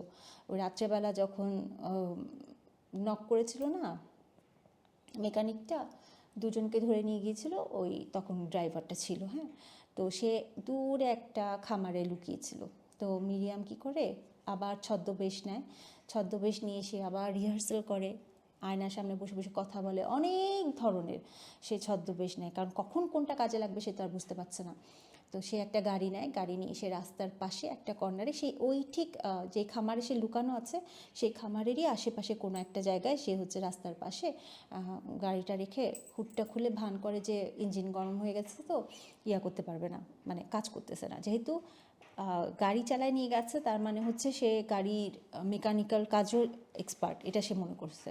তো আশেপাশে যে পথচারীরা থাকে না, পথচারী শ্রমিকরা, তারা বলে কী হলো, তখন ওদের সাথে সে গল্প জমাই ফেললো, চা খাওয়ালো, কথায় আমার না গাড়িটা কাজ করছে না, আমি তো মুখখানে আসতেছি। তখন শ্রমিকরা বললো, হ্যাঁ জানো না তো এখানে একটা লোক এরকম লুকায় থাকে, সোফার আমি শুনেছি সে হচ্ছে শহর থেকে আসছে, সেও কিন্তু গাড়ির হচ্ছে ড্রাইভার এবং সে খুব ভালো ড্রাইভ করতে পারে, সে সম্ভবত এটা কোথায় থাকে, ওই যে ওখানে থাকে। বাস 2-3 জনের কাছ থেকে সে জেনে পুলিশকে ফোন করে, পুলিশ আসে এবং পুলিশ তখন ওকে যখন ধরে, তখন অফিসারদেরকে জিজ্ঞেস করলো কি যে তোমরা আমাকে পেয়েছো কীভাবে? বলে কি একটা দাদি আছে, সেই দাদি তোমাকে খুঁজে বের করেছে। মানে সেই সময়ে মিরিয়াম হচ্ছে তখন ডিসগাইজ করার জন্য দাদির গেট আপ নেয়, একজন ধরা পড়ে। এরপরে আসি নেক্সট যিনি আছে, সে কী করে, মানে সে এমন একটা ভাব করে যে তার নাম, তার অস্তিত্ব হচ্ছে ইয়ার থেকে উঠিয়ে ফেলবে, যে সে এরকম কেউ ছিল না, তার নাম অস্তিত্ব কোনো সোশ্যাল মিডিয়া টিডিয়া কোথাও পাবে না, এরকম করে সে একদম ভ্যানিশ হয়ে যায়। তো মিরিয়াম সোশ্যাল মিডিয়া ঘাঁটতে তার গড মাদারকে খুঁজে বের করে সে কী করে, সোশ্যাল নেটওয়ার্কিং সাইটে গিয়ে প্রোফাইলের সাথে ম্যাচ করে গড মাদারকে সে ঠিকই বের করে সে বুঝতে পারে যে সেই মহিলা হচ্ছে সোশ্যাল ওয়ার্ক করে চার্চে গিয়ে, এবং প্রত্যেক রোববার দিন সেই মহিলা আসে। মিরিয়াম তখন হচ্ছে নান হয়ে চার্চে যাওয়া শুরু করে। প্রত্যেক রবিবারে যায়, চেয়ার সাজায় দেয়, খাবার দাবার দিতে থাকে, ঘরের থেকে বানানো হচ্ছে খাবার নিয়ে, পুডিং নিয়ে, কেক নিয়ে যায়, এমন একটা ভাব করে যে সে হচ্ছে ভীষণ পরিমাণে এগুলো পছন্দ করে। তো কয়েক সপ্তাহ পরেই সে জানতে পারে যে একজন মহিলা তার সাথে গল্প করতে বলে কি জানো, আমার না একটা ভাতিজা আছে, সে না দিনের বেলা বের হয় না, সে রাতের বেলা বের হয়। হ্যাঁ, ঠিক তার নেক্সট উইকে পুলিশরা এসে তাকে হাত করা পড়ায় চার্চে থেকে বের করে নিয়ে যায়। সেই সময়ে চার্চের যে থাকে, ফাদার থাকে, সে বলে কি ওয়াই ফ্রম হিয়ার, চার্চে থেকে কেন, তোমাকে তো গড কখনো মাফ করবে না। তখন মিরিয়াম বলে আমার মেয়েকে তো তারা কখনো ছাড়ে নাই, তাহলে গড কি এটা দেখবে না?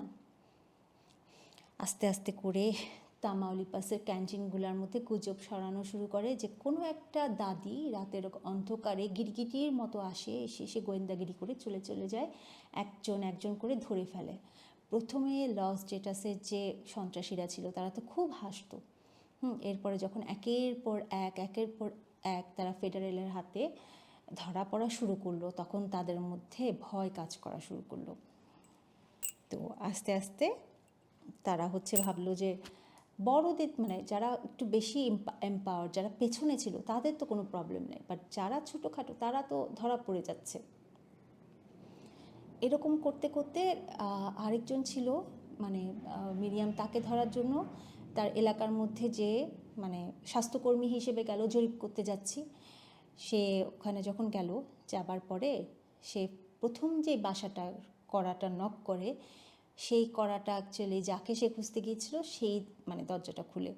মিরিয়ামের তো হাত পাকাপাকাপি শুরু হয়ে যায়, ভয় পেয়ে যায় যে আল্লাহ, ও যদি আমাকে চিনে যায়। পরবর্তীতে সে নিজে যেহেতু প্র্যাকটিস করছিল অনেকবার, সে কী করলো, হাসি রেখে তাকে মানে এলাকার মেয়রের ব্যাপারে জিজ্ঞেস করে, প্রশ্ন করে, বলে যে তুমি কি করতে চাচ্ছ, কি মানে রেনোভেট করতে চাচ্ছ, কী চাচ্ছ যেটা তোমার জন্য বেটার হবে। তো ওই খুনির কাছে তখন মেনলি মিরিয়াম ছিল একটা বিরক্তিকর ক্লিপবোর্ডওয়ালা মহিলা।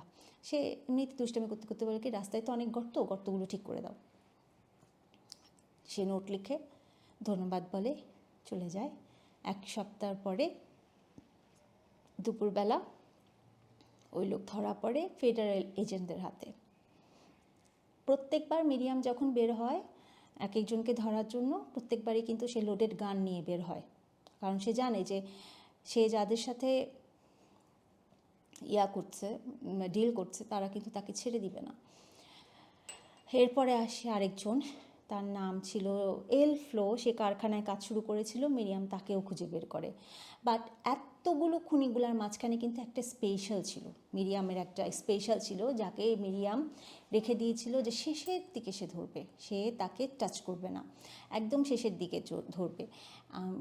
কেন সে স্পেশাল ছিল সেটাও বলতেছি। তাকে মেনলি বলা হয়ে থাকতো ফ্লোরিস্ট, তার নাম ছিল ফ্লোরিস্ট, মানে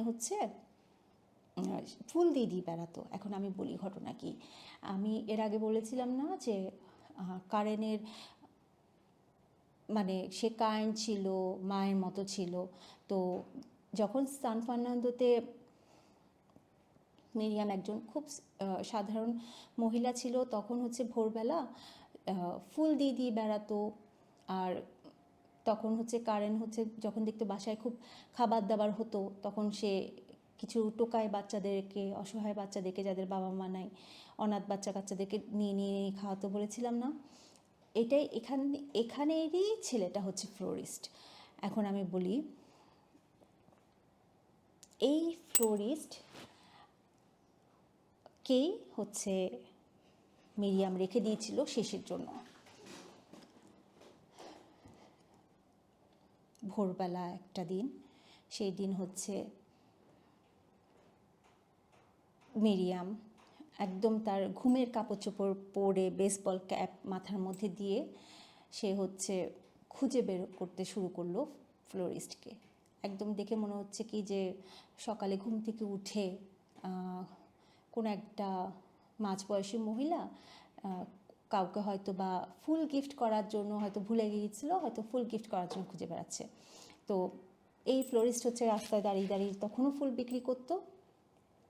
তো পরে দিয়ে যখন ক্যারেন একটু ছোটো মেয়ে থেকে বড় হলো, তখন ফ্লোরিস্ট সে তো খুব সুন্দর ছিল দেখতে, বলেছিলাম যে একদম গোলাপি রঙের, মানে চেহারাটা থেকেই তার একটা সোনালি সোনালি চুল, গোলাপি গোলাপি গাল, খুব সুইট লাগতো মেয়েটাকে। হ্যাঁ, সে অনেক ম্যাক্সিমাম মানুষই বলতো যে খুব সুন্দর একটা মেয়ে ছিল, পুতুলের মতো ছিল, খুব সুন্দর বারবি ডল ছিল। হ্যাঁ, তো ফ্লোরিস্টও তাকে খুব পছন্দ করতো, তাকে সবসময় ফুল দিত। এবং কারণ এত বেশি পোলাইট ছিল যে সে ভদ্রভাবে করে নট করে $1-2 দিয়ে চলে যেত স্কুলে।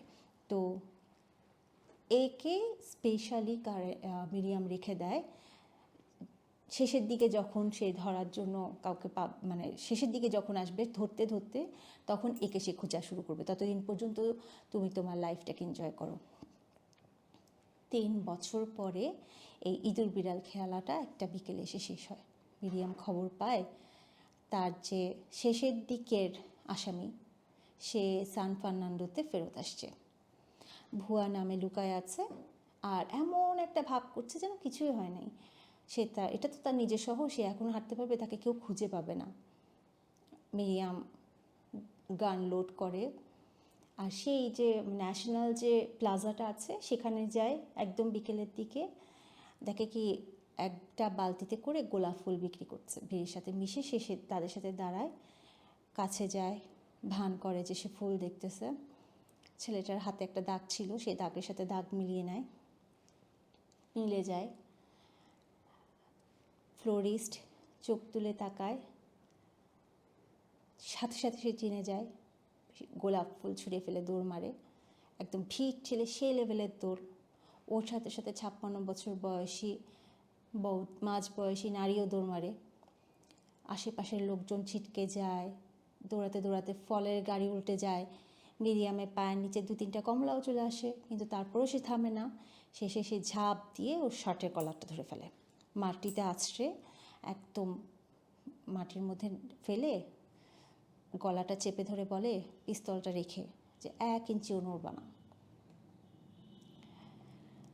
যেই কার্টেলের যে ছেলেটা কারেনকে মেরে ফেলেছিল সে কান্না করছিল, ওর কোমরে কিন্তু ছুরি ছিল, কিন্তু সে সাহস করে না হাত বাড়াতে। কয়েক মিনিটের মধ্যে পুলিশ আসে, কারেনের খুনিকে ধরে নিয়ে যায়। এরপরে আসে, এগুলো তো ছিল সব মেল কিডন্যাপাররা, এদের সাথে কিছু ফিমেলরাও ছিল কিন্তু। হ্যাঁ, এরপরে যে নামগুলো আসে, মিরিয়াম সার্চ করতে করতে একসময় তার খেয়াল হয় যে এলভিয়া ইউলিজার বলে একটা মহিলাকে সে চিনে মনে হয়। তার মনে আছে যেদিন কারেনকে কিডন্যাপ করা হয়েছিল, মিরিয়াম আর আজালিয়া হচ্ছে রাঞ্চের বাইরে একটা রেস্টুরেন্টে পানি কেনার জন্য গিয়েছিল। তো তখন এলাকার যে নেইবারহুডের যে একটা মহিলা এলভিয়া ইউলিজার খুব অদ্ভুত আচরণ করতেছিল, কেমন যেন রহস্যময় কথা বলছিল। তো সে জানে যে এই মহিলাটাকে সে চিনে, কারণ কারেনের ছোটোবেলা এই মহিলাটার হচ্ছে মা ছিল না, মা হচ্ছে প্রস্টিটিউট ছিল দেখে মেয়েটাকে হচ্ছে একেবারে অ্যাবান্ডন করে চলে গিয়েছিল। তখন মিরিয়াম হচ্ছে প্রায় আইলিয়ার হচ্ছে কাপড় চোপড় ওকে দিত, তারপরে করতো, কারেনের সাথে ওর খুব ভালো ফ্রেন্ডশিপ ছিল। তো সে কী করে যে ও তাহলে এরকম অ্যাটিটিউড করছিল কেন? অল্প সময়ের মধ্যে মিরিয়াম অনলাইনে সার্চ করা শুরু করে, সার্চ করতে করতে করতে করতে একসময় দেখে কি ওর সাথে কার্টেলের সম্পর্ক ছিল, কার্টেল গ্রুপের সদস্যদের একটা অংশ, এবং ইভেনচুয়ালি সে ধরতে পারে যে কোনো একটা কিডন্যাপারের সে হচ্ছে গার্লফ্রেন্ড, এবং সেই সময় তার কিডন্যাপারটা জেলেই ছিল। তো সে ভাবলো যে থাক, যেহেতু ও এখানে জড়িত না, ও নিজে পার্সোনালি জড়িত না, তাহলে সেখানে আমার কোনো কিছু বলার দরকার নেই। কিন্তু যখন সে আরেকটু সার্চ করে বা এই যে কনফ্রন্টেশন করে ইয়াদের সাথে, ফ্লোরিস্ট বা অন্যদের সাথে, তখন সে জানতে পারে কিডন্যাপিংয়ের জন্য যে ফোনগুলো করা হয়েছিল সেগুলো প্রত্যেকটাই করা হয়েছে ইউলিজার বাসা থেকে। হ্যাঁ, তো একে তো আসলে ছেড়ে দেওয়া যাবে না। দ্যাট টাইম যখন ফ্লোরিস্ট ধরা পড়ে, তখন ইউলিজা হচ্ছে সহজ ছেলে সিউদাদ ভিক্টোরিয়ার মধ্যে কাজের মেয়ে হিসেবে কাজ করছিল, গৃহপরিচারিকা হিসেবে কাজ করা শুরু করে। আর সেম ওয়েতে মিরিয়াম এত সহজে তো ছেড়ে দিব না, তো মনে করে সে কী করে, যেই ফ্যামিলির সে হচ্ছে পরিচালিকা হিসেবে কাজ করছিল, সেই বাড়ির বাইরে গাড়ি নিয়ে দিনের পর দিন রাতের পর রাত বসে থাকা শুরু করলো। বসে থাকতে থাকতে থাকতে থাকতে একসময় পুলিশ হচ্ছে তার পায়, তাকে হচ্ছে ধরার মতো সমস্ত কিছু করতে পারে। ধরার জন্য যখন যায় তখন মিরিয়াম তাকে ধরতে যাবে, এরকম দৌড়ে তার দিকে যেতে গিয়ে হোঁচট খেয়ে পড়ে যায়, পা ভেঙে ফেলে এবং প্লাস্টার দিয়ে ক্লাচ দিয়ে সে হেঁটে বেড়ানো শুরু করে, কারণ তার পায়ের হাড্ডি ভেঙে গিয়েছিল। বাস, তার তো মোটামুটি একজন বাদে মোটামুটি সবাইকে সে ধরে ফেলেছিল। তার মনে হচ্ছিল যে মানে সে যে কয়জন নাম ছিল কার্টেল সদস্যদের, একটা মেয়ে বাদ দিয়ে মোটামুটি সে সবাইকে ধরে ফেলেছিল। পুরা শহরের লোকজন তো খুব অবাক হয়ে গেল যে হাউ ইট ইজ পসিবল, একটা বয়স্ক মহিলা মানে 56 ইয়ার্স ওল্ড কীভাবে পসিবল যে এত সহজে ধরে ফেললো শহরে, মানে এত সহজে ডিজার্টেড হলো না। শহরের লোকজন তার নাম নিচ্ছিল, শ্রদ্ধা করে করে নাম নিচ্ছিল। তারপর সে হচ্ছে একটা অর্গানাইজেশন ওপেন করলো যেখানে হচ্ছে যারা এরকম মানে ফ্যামিলি হারিয়ে গিয়েছিল প্রত্যেকে ইনফরমেশন পাস করা শুরু করলো, একজন একজনকে বললো, আরেকজন একজনকে বললো, এরকম করে তারা হচ্ছে একসাথে বসে হচ্ছে তারা গল্প করতো যে বাচ্চারা কীরকম ছিল। তো সেরকম একটা একটা শুরু করলো আর কি, একটা কি বলবো এটাকে, সোসাইটির মতো একটা শুরু করলো যেখানে সবাই যায়, সবাই হচ্ছে বসে, সবাই তাদের নিজেদের সন্তানের ব্যাপার নিয়ে কথা বলে, যারা বাচ্চা খুঁজে পেয়েছে তাদেরকে নিয়ে কথা বলে, মানে খুঁজে মানে কি তাদের ডেড বডি খুঁজে পেয়েছে তারা বলে, যারা পায়নি সেটা কোথা থেকে পাবে সেটা নিয়েও তারা করে, মানে গ্রিফ করে। সো মানে কথা বলতে বলতে বলতে বলতে হয়তো খুঁজেও পায় ওই রকম গণকবর টবর থেকে আর কি। হ্যাঁ, তো লাস্টে যখন মহিলাটাকে ধরা পড়ে তখন মিরিয়াম হয়ে যায় পুরো এলাকার নায়িকা। তো তাকে সবাই খুব শ্রদ্ধা ভরে দেখে, কিন্তু এখানে তো লস ডেটাসদের একদম অপমান হয়ে গেল যে আল্লাহ, একটা বয়স্ক মহিলা কিভাবে আমাদেরকে অপমান করলো, আই ফর অ্যান আই, এই মহিলা আমাদেরকে মারছে, তার মানে এদেরকে হচ্ছে আমার মারতে হবে। আর মিরিয়ামও জানতো যে যাদেরকে সে হচ্ছে জেলে পাঠিয়েছে তাদের তো ফ্রেন্ড সার্কেল হচ্ছে বাইরেই আছে।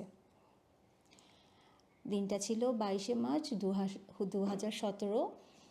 সিউদাদ ভিক্টোরিয়ার যে জেলটা ছিল সেটাতে যারা বন্দি ছিল তারা কি করে সুড়ঙ্গ খুঁড়ে 40 মিটার সুড়ঙ্গ খুঁড়ে দেয়াল ভেদ করে পালায় যায়, এবং 29 জন বন্দি পালায়। সেখান থেকে 2 জন থেকে 3 জন ছিল তারা যাদেরকে মিরিয়াম জেলে পাঠিয়েছিল।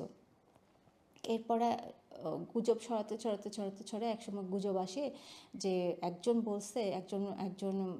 বলে বেড়াইছে যে আমি সেই মহিলাকে মেরে ফেলবো যে আমাদের পুরা গ্রুপটাকে নষ্ট করে ফেলেছে। মিরিয়াম শুনতে পায়, বালিশের নিচে সে পিস্তল নিয়ে ঘুমায়, সরকারের কাছে সে শেল্টার চায়, মাঝে মাঝে টহল গাড়ি পাঠায়, কিন্তু পুরো মানে জাস্ট একটা আইওয়াশ আর কিছুই না। মিরিয়াম বারবার গভর্নমেন্টের কাছে বলে যে তাকে সেফটি দেওয়ার জন্য, তাকে একটা মানে প্রোটেকশন দেওয়ার জন্য, গভর্নমেন্ট প্রোটেকশন দেওয়ার জন্য।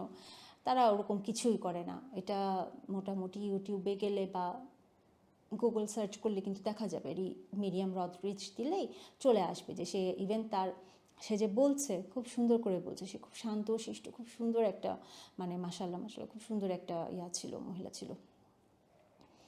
তিনি তার নিজের দরজা শক্ত করে, মোশন লাইট বসায়, রাস্তার ওপারে খুব সতর্কভাবে তাকায় থাকে। সে এমন একটা ভাব করে যে আসো, মারতে চাইলে মারো। তো অলরেডি তো মোটামুটি সবাই ধরা পড়ে গেল, তো একজন বাদ দিয়ে,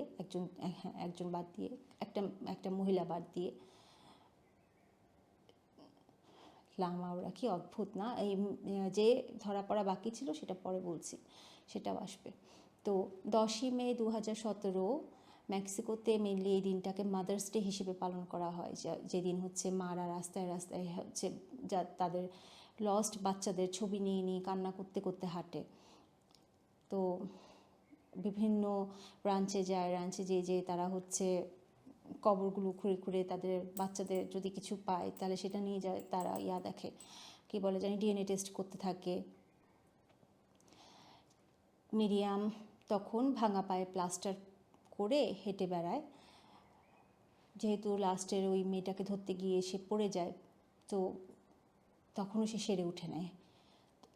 হাজব্যান্ড আর সেই যে বাসাটা থেকে কারেন্টকে কিডন্যাপ করে নিয়ে যাওয়া হয়েছিল সেই বাসাটাতেই থাকছে, ছোট্ট একটা কমলা রঙের বাসা, শান্ত একটা আবাসিক এলাকা। হ্যাঁ, সেই বাসা যেখানে হচ্ছে কারেন তার মার সাথে রান্নাঘরে রান্না করতো, বাবার সাথে ড্রয়িং রুমে দুষ্টামি করতো। আবার যখন সে গাড়ি চালিয়ে চলে যায়, মানে মিরিয়াম যখন বিদায় দেয় কারেনকে, কার চালিয়ে যখন বাসা থেকে বের হতো, সেখান থেকে সে বসে ড্রয়িং রুম থেকে বাই বলতো। মিরিয়াম আস্তে আস্তে ভয় পায়, বুঝতে পারে যে না, আমাকে এত সহজে ওরা ছেড়ে দিবে না, হয়তো আমার ভাগ্যে অন্য কিছু লেখা আছে। তারপরও আমি মানে গডের কাছে প্রে করি, মিরিয়াম বলছিল যে আমি যে একজনকে বাকি রেখেছি তাকে যাতে আমি খুঁজে পাই। তো সে কি করে, ফেডারেলের কাছে, পুলিশের কাছে সে কি করে, সেই ইনফরমেশন সবটুকু দিয়ে দেয়। সে খুঁজে পায়, লাস্টে সে লা মাওরা মেয়েটাকে খুঁজে পায়। খুঁজে পাওয়ার পরে জাস্ট তাদের হচ্ছে সমস্ত কিছু সেট করে তাকে ধরতে যাওয়াটুকু বাকি। তার আগে 10টা 21 মিনিটে মিরিয়াম পুলিশের কাছ থেকে বাসায় আসে। বাসায় এসে গাড়ি থেকে নামে, একদম অন্ধকার পাড়া, স্ট্রিট লাইটে কোনো আলো নাই। হঠাৎ করে সে গাড়ি থেকে নামে, কারণ তার বাসা থেকে, ড্রাইভওয়ে থেকে বাসা পর্যন্ত যেতে একটা ছোট্ট জায়গা পার হয়ে যেতে হয়। ক্রাচে ভর করে করে আস্তে আস্তে করে বাসার সামনে যায়। তো বাসার সামনে যেতে যেতে আর কয়েকটা মাত্র স্টেপ নিলে বাসার মধ্যে পৌঁছায় যাবে। হঠাৎ পিছন থেকে একটা ছোট্ট, সে কিন্তু তখনও কিন্তু কারেন্টের কথাই চিন্তা করতে করতে আসছিল। তো হঠাৎ করে পিছন থেকে একটা সাদা রঙের পিকআপ আসে, একদম চুপচাপ নিঃশব্দে আসে। হেডলাইটগুলো একদম বন্ধ ছিল। ঠাস ঠাস ঠাস ঠাস করে 13টা গুলি করে, এবং মিরিয়ামের বডি মাটিতে পড়ার আগেই তারা হচ্ছে পালিয়ে যায়। ভেতরে তখন তার হাজব্যান্ড টিভি দেখছিল, বাট গোলাগুলি শব্দ তো দেয়াল ভেদ করেও ভিতরে চলে আসে।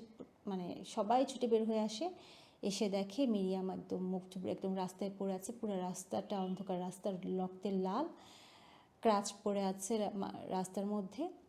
ওর একটা হাত তখন ব্যাগের ভেতরে, আর আঙ্গুলের মধ্যে, গ্রিপের মধ্যে পিস্তলটা নেয়া। সে কিন্তু সময় পায় নাই যে তার পিস্তলটা ব্যাগের থেকে বের করবে। 3টা বছর ধরে কিন্তু পিস্তলটা সে বয়ে বেড়াচ্ছিল, কিন্তু সে বের করার মতো সে সময় পায়নি। তার আগেই সে মারা গেল। মেনলি কার্টেল লস জেটাসটা চেয়েছিল যে মা দিবসে তাকে মেরে, যাতে সবার কাছে তারা হচ্ছে একটা অ্যানাউন্সমেন্ট করতে পারে, একটা স্লোগান দিতে পারে যে আমাদের সাথে লাগতে আসবা, একদম মা দিবসে মাগিরি বের করে দিব। ফিউনারেলের দিন, যেদিন মিরিয়ামের ফিউনারেল হয়, সেদিন হচ্ছে ও মিরিয়ামের যে ছেলে লুইসকে ওর একটা পুরনো বন্ধু ডেকে একটা গাড়ির কাছে নিয়ে যায়। তো গাড়ির ভিতরে একটা লোক বসেছিল, সে কিন্তু সম্ভবত ক্রিস্টিয়ানো, আমি শিওর না, বাট আমি মনে হচ্ছে ক্রিস্টিয়ানো। হ্যাঁ, যে তুমি যদি জানতে চাও যে তোমার মায়ের সাথে কি হয়েছে এবং কে তোমার মাকে মেরে ফেলেছিল, তাহলে অবশ্যই এল্লুচে বলে যে লোকটা আছে তাকে খুঁজে বের করো। পরবর্তীতে লুইস খুব ইনভেস্টিগেশন করে টোরে একদম মায়ের মতো এললুচিকে খুঁজে বের করে এবং জানতে পারে যে মিরিয়ামকে মেরে ফেলার জন্য এললুচিকে কিন্তু ভাড়া করা হয়েছে। এবং এর সাথে আরও 2জন ধরা পড়ে, একজনের নাম হচ্ছে চিজফুট আর একজনের নাম হচ্ছে আল হিউগো। এরা দুজনেই কিন্তু হচ্ছে এই যে মার্চ মাসে ওই জেল ভেঙে যে পালিয়ে যাওয়া আসামি না, এরা দুজনও ছিল। তার মানে যারা পালিয়ে গিয়েছিল জেল ভেঙে, তারা আবার ধরা পড়ে। এরপরে যখন মিরিয়াম মারা যাওয়ার পরে মিরিয়ামের জায়গাটা, মেনলি তার কাজের জায়গাটার দায়িত্ব নিয়ে ফেলে লুইস। ওই যে বলেছিলাম না, একটা সংগঠন ক্রিয়েট করে যেখানে হচ্ছে নিখোঁজ বাচ্চাদের অভিভাবকরা যেখানে আসে, তো ওইটার দায়িত্ব মেনলি হচ্ছে লুইস নেয়। সেই সাথে মা তার যা যা করে গিয়েছিল প্রত্যেকটা কিছু সে দেখা শুরু করে। সেই বছরেরই জুনে ওই যে আরেকটা আসামি বাকি ছিল, তো মহিলা লা মাওরা, তো সেই মহিলাটাকে খোঁজার জন্য আবার হচ্ছে পুলিশরা আবার একটা ইনিশিয়েটিভ নেয়। মেইনলি আমি তো আগে বলেছিলাম কারেন অনেক সুন্দর ছিল, বাট এই লা মাওরা মহিলাটা কারেনকে এমন মারামারি করতো, এমন মারধর করতো, এমন নির্যাতন করতো, শুধুমাত্র সে কেন এত সুন্দর সেজন্য। তার সৌন্দর্যটাই তার কাছে ভালো লাগতো না, এবং তাকে মারতো সে এবং ওই যে আরেকটা মহিলা বলেছিলাম না যে তার মা প্রস্টিটিউট ছেলে রেখে তাকে অ্যাবান্ডন করে রেখে চলে গিয়েছিল, তারা দুজন মিলে তাকে বক্সিং ব্যাগের মতো ঝুলায় তার পেটে টেটে খুব করতো, ঘুষি টুসি দিত, খুব মারধর করতো। তো যখন মারা গিয়েছে, ওর নাম কি বলে, মিরিয়াম যখন মারা গেছে, তখন এই লা মাওরা মহিলাটা ভেরাক্রুজে ছিল। সে সেখানে ট্যাক্সি চালাতো এবং তার একটা ছেলে ছিল, সেই ছেলেকে সে মানুষ করার জন্য তার সাথে নিয়ে রাখতো। তো মিরিয়াম যখন মারা যায়, যখন সমস্ত ইনফরমেশন পায়, তখন ওখানকার লোকাল পুলিশ গিয়ে মিরিয়ামের প্রত্যেকটা তথ্যের ভিত্তিতে ওই মহিলাটাকে আটক করে। যখন আটক করে তখন সে ট্যাক্সি নিয়ে পালাচ্ছিল এবং ইনি সেই মহিলা পরবর্তীতে সে স্বীকার করে যে বন্দি অবস্থায় হাতের কবজি থেকে ইয়াকে ঝুলিয়ে মারত। ওর নাম কি বলে ওইটাকে, কারেনকে ঝুলিয়ে ঝুলিয়ে মারত। রদ্রিগেজ কিন্তু মানে মিরিয়াম কিন্তু মারা যাবার পরেও তার মেয়ে খুনিদেরকে একদম ভালো মতো করেই খুঁজে দিয়ে গেছে। তো ফিউনারেলের পরে মিরিয়ামকে কিন্তু রাখা হয়েছিল তার মেয়ের পাশে। আর সান ফার্নান্দোর যে ন্যাশনাল যে প্লাজাটা, সেখানে মিরিয়ামের সম্মানে একটা ব্রোঞ্জের ফলক বসানো হয়। তার হাজবেন্ড, তার ছেলে, তার মেয়ে, তার স্মৃতিকে নিয়ে কিন্তু এখনও বেঁচে আছে। হাজবেন্ড যখন কারেন মারা যায় এবং কারেন মারা যাওয়ার পরে যখন মিরিয়াম মারা যায়, একটা হাসি খুশির লোক, প্রাণবন্ত মানুষ কিন্তু এখন বাসাতেই বেশিরভাগ সময় থাকে, বাইরে খুবই কম বের হয় এবং তিনি নিজে এখন শারীরিকভাবে মানসিকভাবে একদম নরম হয়ে গেছে। তার যে 2টা বাচ্চা, তারাও এখন তাকে খুব একটা ভালো মতো করে চিনতে পারে না। সে একদম মানে ডিজার্টেড হয়ে গেছে। একটা হাসি খুশি ফ্যামিলি একদম হয়ে গেছে, নষ্ট হয়ে গেছে। মাঝে মাঝে এখন লুইস আর আইলিয়া তাদের মায়ের কবরের কাছে যায়। কবরটা একদম সাইপ্রেসে ঘেরা, গির্জার মতো একটা জায়গায়। আর ঠিক মায়ের পাশে কিন্তু ক্যারেনকেও সেখানে সমাহিত করা হয়েছে, তার ঠিক মায়ের পাশে। ক্যারেন আর মিরিয়াম এখন একদম একসাথে আছে। এটাই ওদের 2 ভাই বোনের জন্য একটা সামান্য সান্ত্বনা আর কি। এটাই ওরা চিন্তা করে খুশি হয়, একে অপরের মানে ছোটোবেলার করে, মেমোরিগুলো স্মৃতিচারণ করে, তারা মুহূর্তগুলো আটকে রাখে, তারা মার সাথে তারপরে বোনের সাথে সুন্দর সুন্দর সময় কাটানোগুলো মনে করে। মা হিসেবে কিন্তু মিরিয়াম কখনো এদের দুজনকেও কিন্তু করেনি, নেগলেক্ট করেনি। এই ছিল আর কি আমার গল্প। এই গল্প ঠিক না, মানে সত্য ঘটনা। এখান থেকে আমরা জানি যে সত্য কিন্তু সবসময় সত্য, এটা কিন্তু কোনোভাবেই চাপা দেওয়া যায় না। ন্যায় বিচার যখনই কখনো না কখনো ন্যায় বিচার তো হবেই। তো এটার পরে আমার আসলে এটার উপরে কিছু বলবো কিনা সেরকম কোনো কিছুই আসলে মাথায় আসতেছে না। তো আপনারা যদি এরকম গল্প আরও শুনতে চান, এরকম ঘটনা আরও শুনতে চান যেগুলো আসলেই মানে সত্যিই ঘটনা, তাহলে অবশ্যই আমার চ্যানেলটাকে সাবস্ক্রাইব করবেন। Nitu presence echoes of reality. ততদিন পর্যন্ত ভালো থাকবেন। আসসালামু আলাইকুম। Thank you so much.